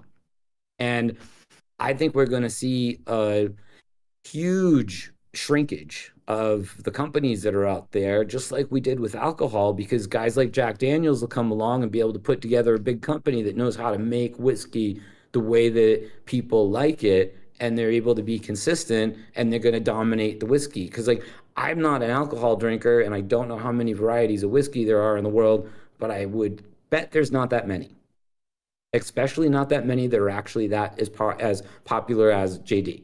So, you know, once we get rid of the bootleggers, so to speak, and once the legal cannabis industry comes down in price and gets realistic with the cost of production, because once this goes federal, I'm sorry, but your fucking $50, $80 eighths are not going to fly. I mean, at $50 an eighth, that's $6,400 a pound retail for a flower that grows on a tree. Like this is not making sense to me. And when I was younger and I was out with Jack Herring, we were protesting, never did we ever stand on the side of the road with protest signs that say, keep cannabis expensive, protect investments, you know, from trust fund bros who got money to invest into cannabis now that it's legal. No, none of that. We thought that when it legalized, the cost of it would drop down to realistic numbers. It would be more accessible to people. Grandma would be able to go in the supermarket and get a can of Campbell's cannabis in a can for 89 cents an ounce or something like that and use it instead of $2 Chuck or some other pharmaceutical they got her on. And we thought the world would be a better place. And now you have legal cannabis coming in, and they're all greedy as fuck. They're trying to get prohibition era profits during legalization. You know, the prices are now more in many of these LA and California retail stores than they were on dead lots 30 years ago, which if somebody sold you an eighth for more than $50 on dead lot 30 years ago, they kind of didn't like you. And that's kind of the vibe I get from all these stores that are trying to like rake all the money in and act like we, you know, like how fancy does your retail store have to be to sell us some bud? And like these profit margins are not realistic. And last time I checked, tax on a $3,000 pound is a lot more than tax on a $30 pound. And when you look at something like organic dried tomatoes in California, it sells retail for $10 a pound. And I would be happy to buy, you know, organic dried cannabis at $10 a pound, you know, and bring it home and maybe make my own extracts or something. So like, then or my question would then be, because we're talking price, the pharmaceutical industry doesn't have the best track record of keeping prices low. And in fact, history has kind of proven that rather than a couple cents for a dose, it could be hundreds of dollars. You What do you But think? see, this is the thing. Where are they going to sell their weed? Because if it moves to Schedule 3, all the state laws are still the same. All the producers, all the retail, none of it changes. None of that structure is going to get changed. The only time that that's going to change is when you take it out of the schedule and you put it into the hands of the ATF. And then all of your state laws are going to dissolve because now you have federalism, which is over state laws, which is how the ATF controls guns and alcohol and tobacco, and that's the traditional way they deal with it. And when you put cannabis in there, your intrastate legal, this is all going to go away. That's all going to become moot because once you legalize it on a federal level, federal regulations and then state compliance. And let me use this as an example. Where they make Jack Daniels is still a dry community. So you technically cannot drink JD at the place they make JD, even though they can ship that JD all over the world. So we're going to see that kind of stuff with cannabis to a large degree. And I hate to say it, but in the example where the state is more restrictive than the feds when it comes to people being able to drink the JD on the site, that's where states will be too, because states are not going to be able to take the federal law and then say, we're going to bring it up some more. We're going to make it more legal. No, they're going to only bring it up to where the feds are or be more restrictive. That's their only two options. So when I look at this from the bigger picture, I tell people be careful what you wish for because it may come true. And you may not like it when you get the president of legalization because you don't realize the shift that you're going to experience. And it's going to feel like you're falling off the Niagara Falls. It's going to feel like you were like nice and cool and then whoa, and you're half a mile down and you're like, what the fuck just changed? A lot is going to change. And I don't know how it's going to feel, but I'm not there yet and I have to get used to it. But I'm grateful that alcohol prohibition has ended. I'm grateful that you can go in and buy a bottle of JD at a reasonable price if you choose to drink it. I'm grateful that it's available without poison. It's not bathtub gin. It's not going to make you sick or delirious. I'm grateful for legalization of alcohol. I don't think we should have prohibition of alcohol.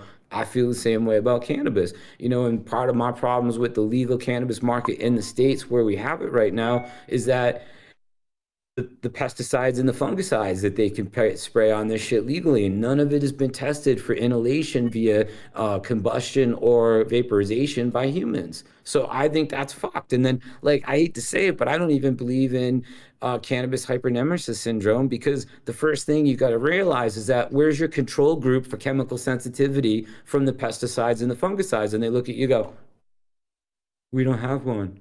Okay, well, if you don't have a control group for chemical sensitivity, I think your whole group is chemical sensitivity. Because when you really get into it, unless you grew that shit yourself, you don't know what it went through.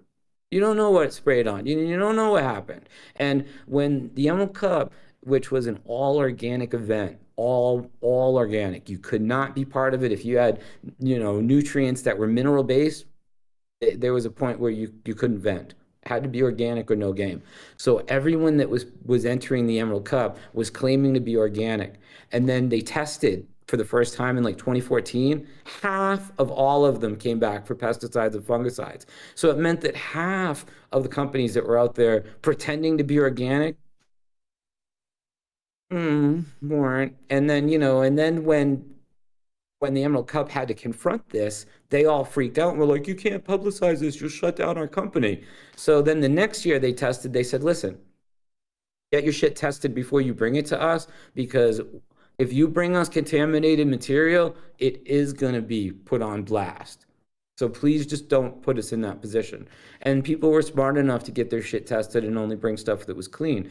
Does that mean to me that those companies changed their ways? Not necessarily. No, they just found a way to get around it. That's all. They did a little batch that could go for testing, and then exactly. And this is why I say to people, grow your own. The only way you can be assured of the quality of that is if you actually have control of how it was cultivated.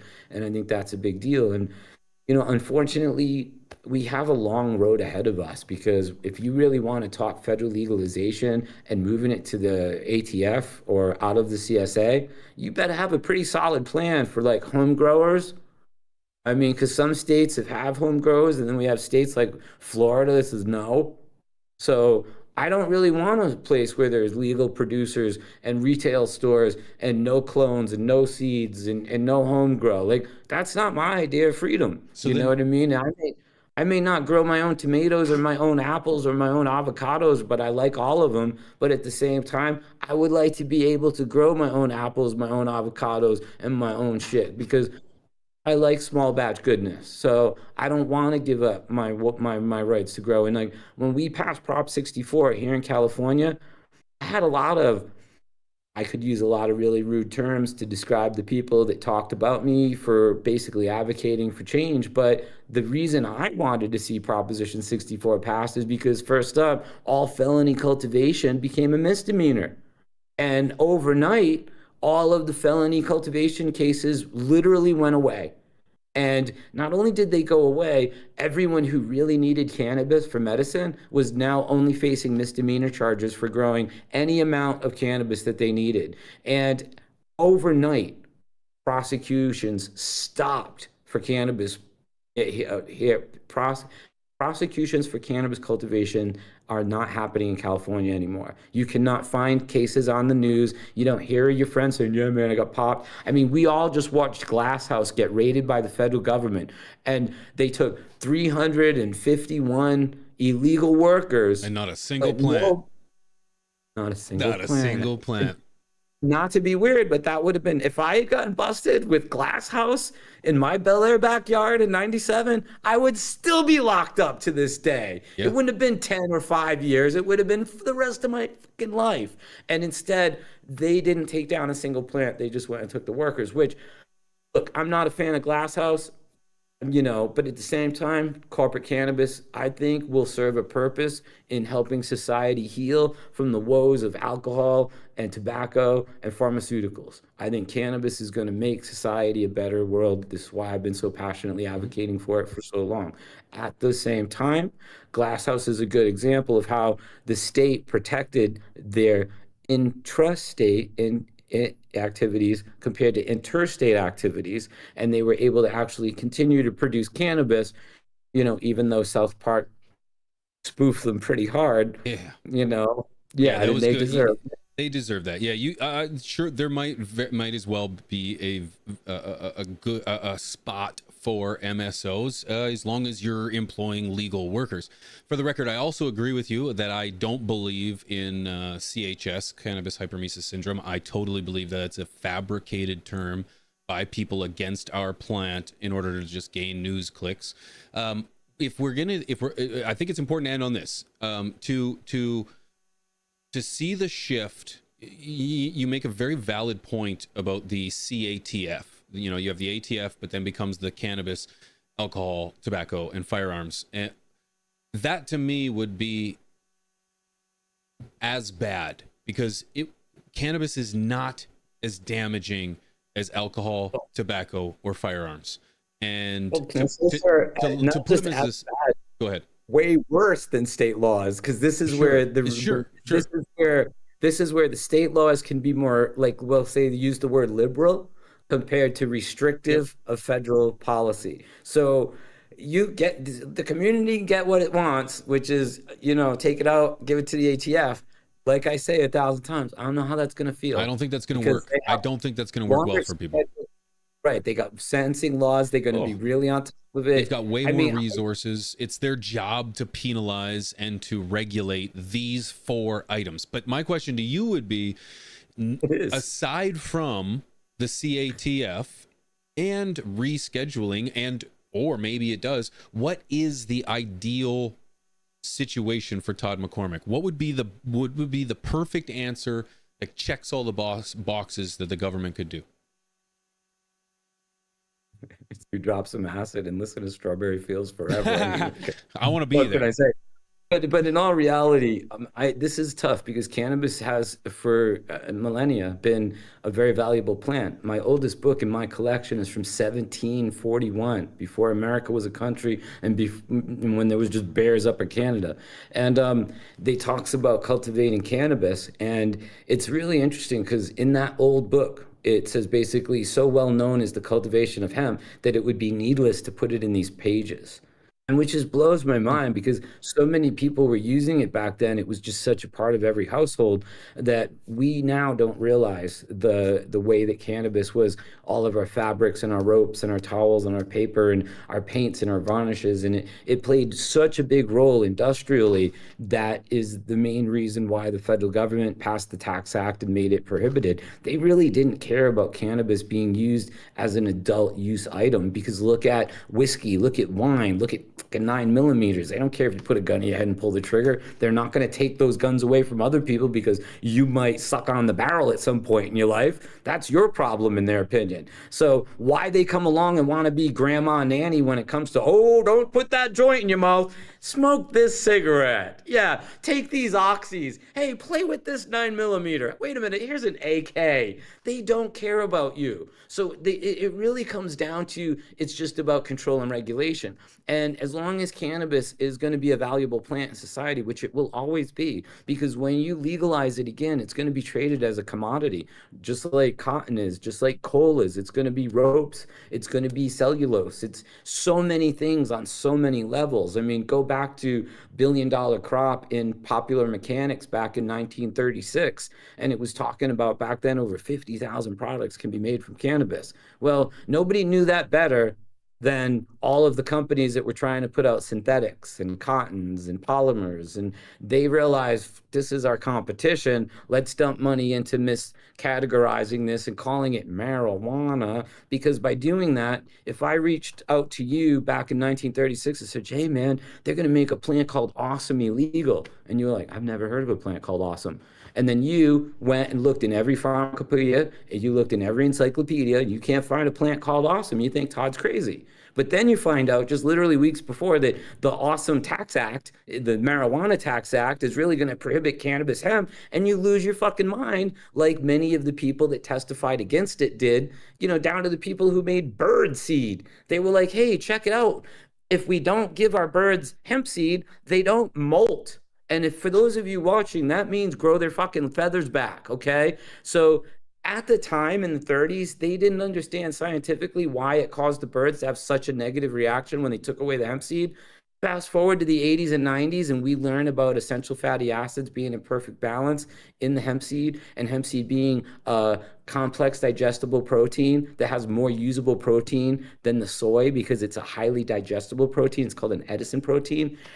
We start to realize why it was so healthy and beneficial to the fucking birds prior to prohibition, and that's why they ended up sliding it in that we'll just steam sterilize the seeds so that the bird guys can still get their bird seed. But by the time they steam sterilized it, they killed the seed, they killed the EFAs, they negated the nutrition in the seed, but they did that to all of us because humans turned into the canaries in the coal mine and cancer rates went up, diseases went up. When they disconnected us from being able to use phytocannabinoids from the plant, we all got fucking sick. Cancer rates are now 1 in 2. You know, and this is why I believe that we as a whole society needs to get cannabinoids back into our system. We need to look at them like vitamins and minerals. We have to understand that they balance our being. And this is why we need cannabis in our supermarkets. We need it to be as cheap as possible. We need full-on corporate production to make cannabis literally accessible. We don't need assholes like Glass House making it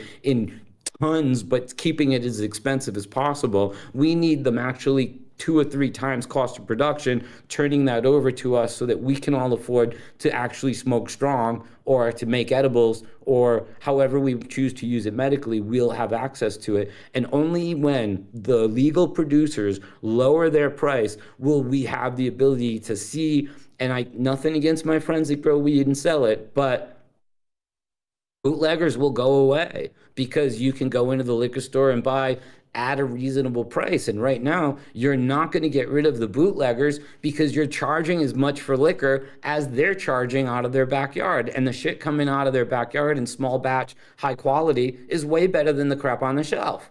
And we all know that, at least here in California. And then the legal industry is over here blaming the illegal industry, but really it's the legal industry's fault that they even exist. They shouldn't be trying to get comparable pricing to an industry where if you get arrested, your dog gets shot, they steal your truck, they confiscate and seize your home, your house, your goods, they put you in prison like they did to me for half a decade or longer. I mean, none of the legal producers are facing any of the things we were facing 30 years ago, and they're charging more. Make that make sense, you know? So I'm grateful to see change happen. Every inch that we get is traction in the right direction. I'm not somebody that fears change. I will always fight for it to be a little bit better, and I'm not going to be unrealistic and expect, and also, like I said earlier, I don't even know how that's going to feel. If it gets plucked right out of the CSA and gets legalized, and suddenly state laws just crumble, and the feds show up, just like they did with ICE. Knock, knock, knock. We're the new cops in town. Nice farm. You have too many plants. Who runs this place?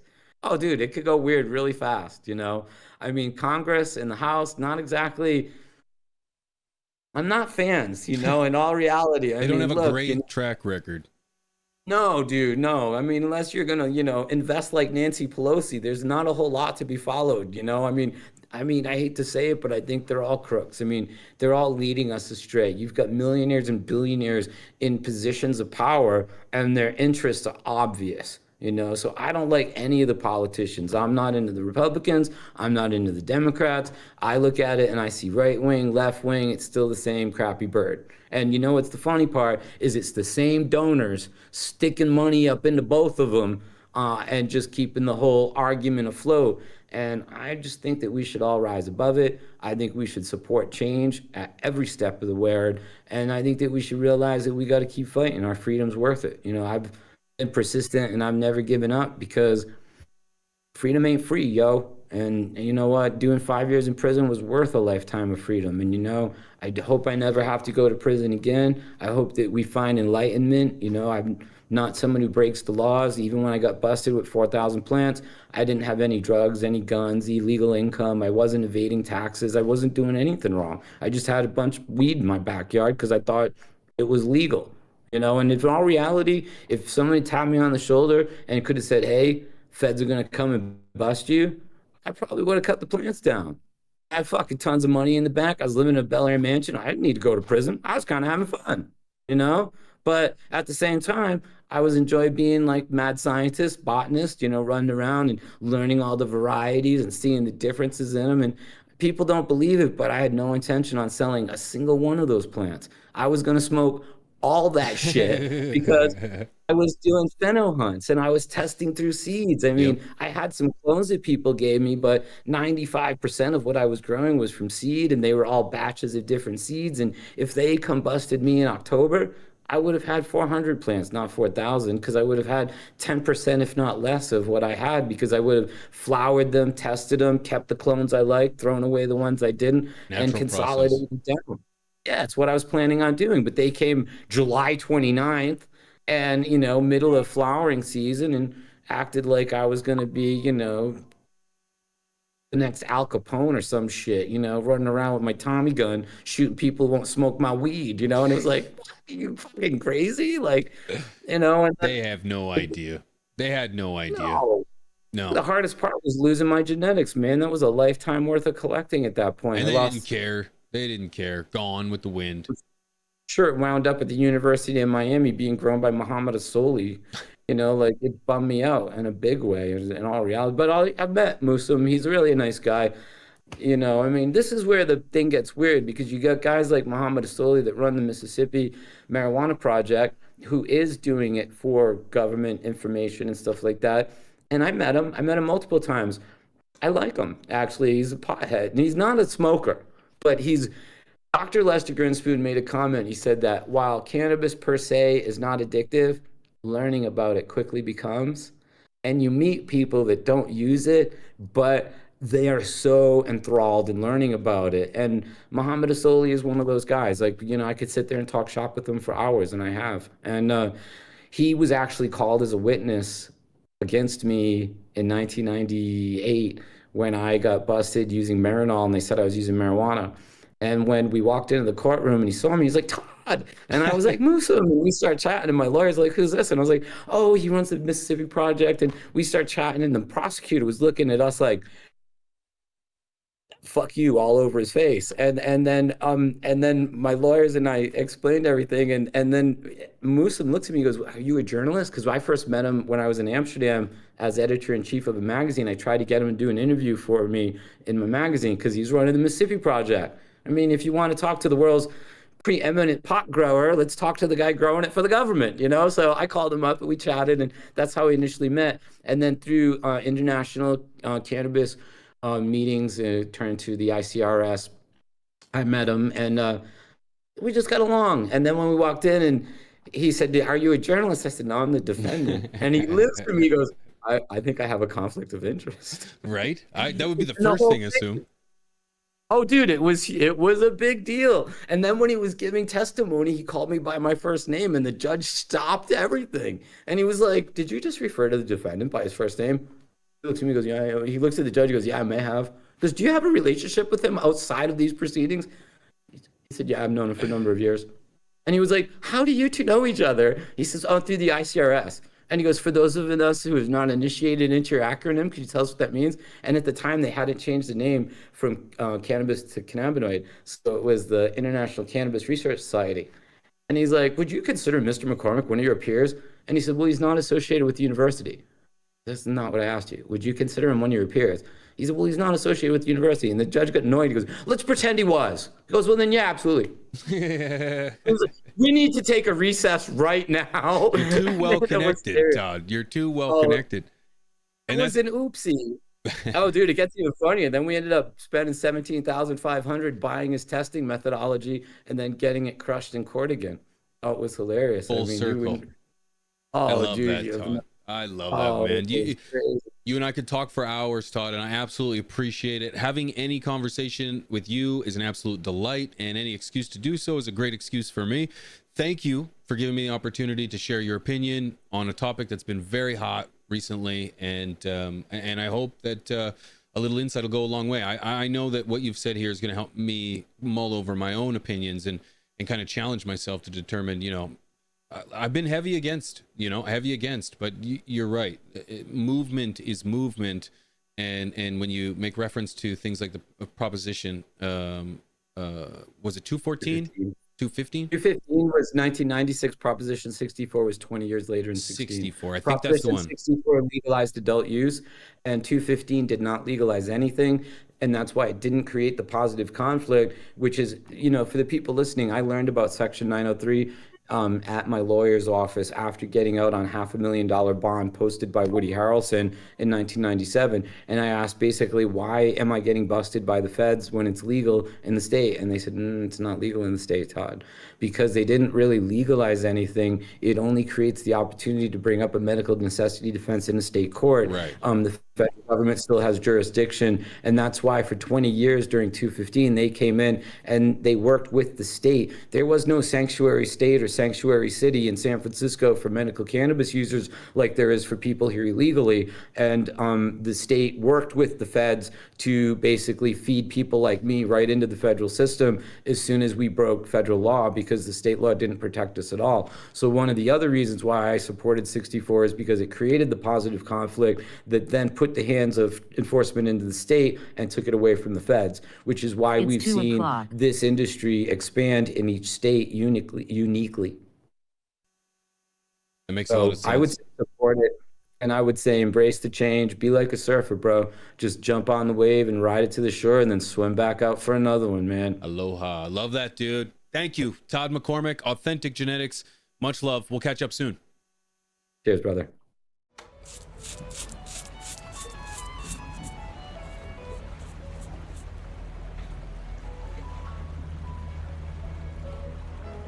Last thing I need is another picture of me looking like a porcelain doll. As a paying customer, I expect to get what I want.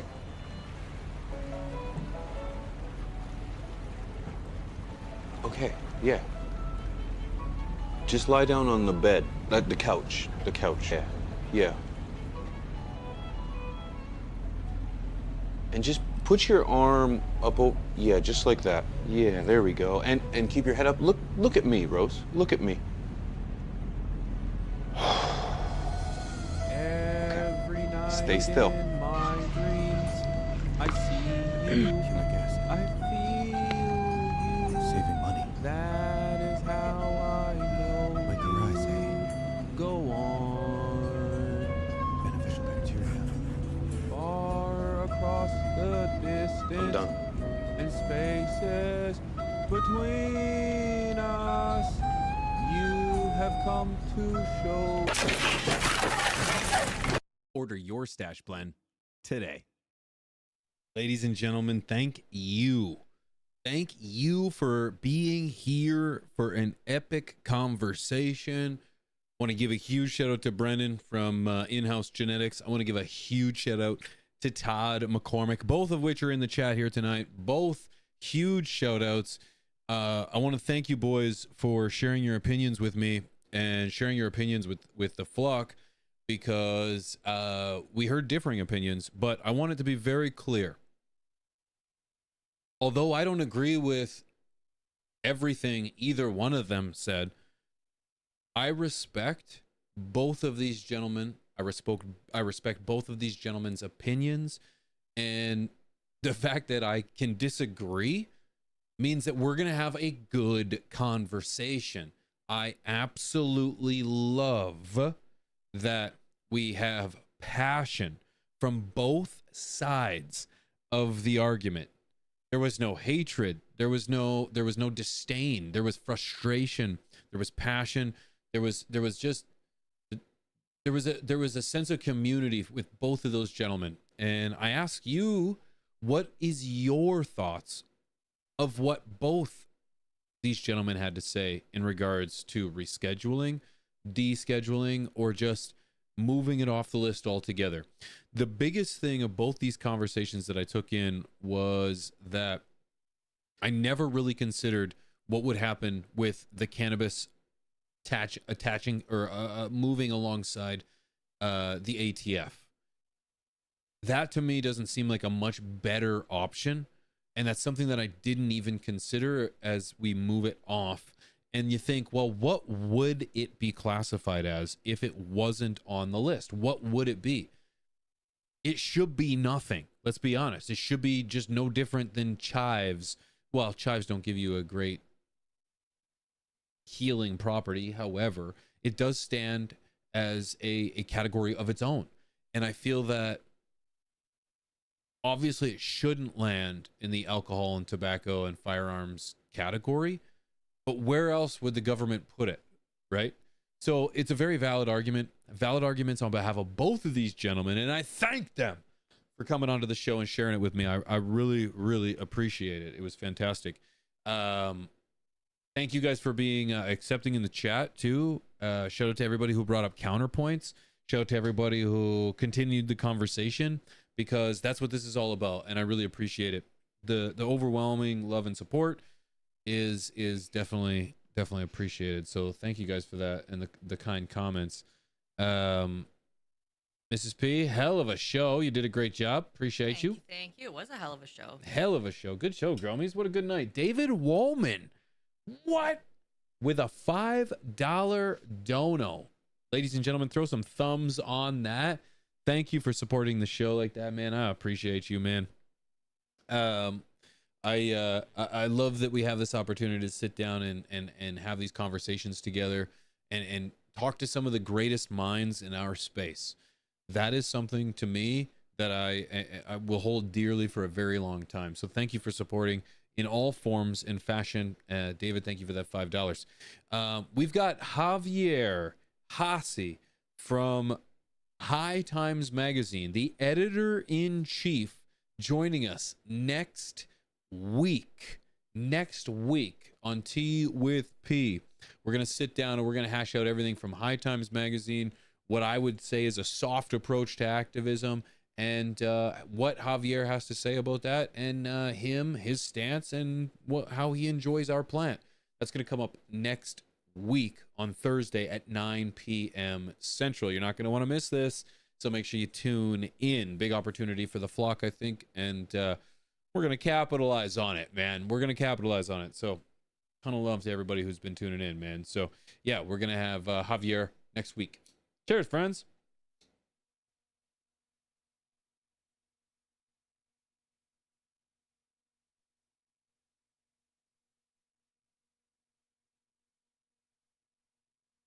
Terps, man, I thought we were about to go to round 3. That'd be a long night. That'd be a long night. If you want more, you can tune in, guys, live over on Twitch. I post garden updates over on Instagram every now and again, just to prove that I do garden and it's not all just AI. It could be AI, you'll never know.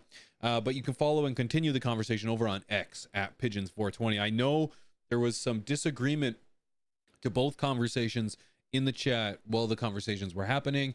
And, you know, although I can like wizard myself back and forth really fast, I didn't get to everything. And some people were bringing up some very valid points that weren't addressed throughout the conversations. And if you would like me to take a look at these points and to kind of dive into them more, please reach out to me.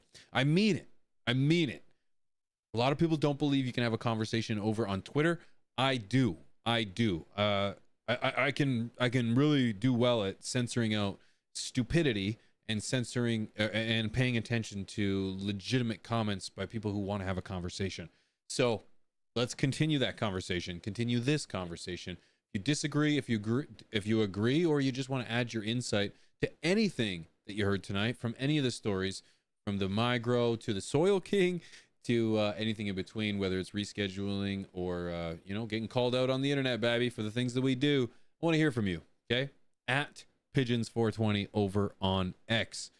Thank you guys a million. Seriously, thank you guys a million for supporting the channel. I really appreciate you.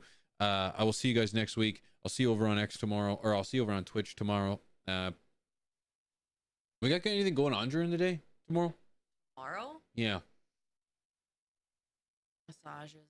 Oh, I got a massage. That's right. Oh, I can't wait. So I might be live during the day until my massage. But other than that, I will see you tomorrow night, faux show, over on Twitch. Okay?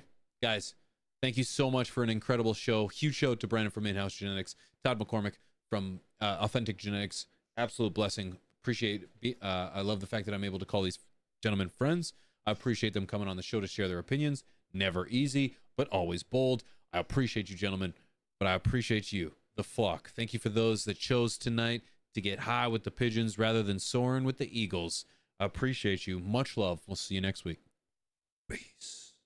Come on and lift your glass. You've won your own free pass to be our guest. If you're stressed, it's fine dining we suggest.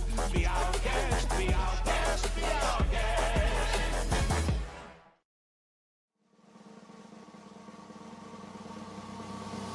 I can't do it. Got me so close. And I'm alone and take a trail.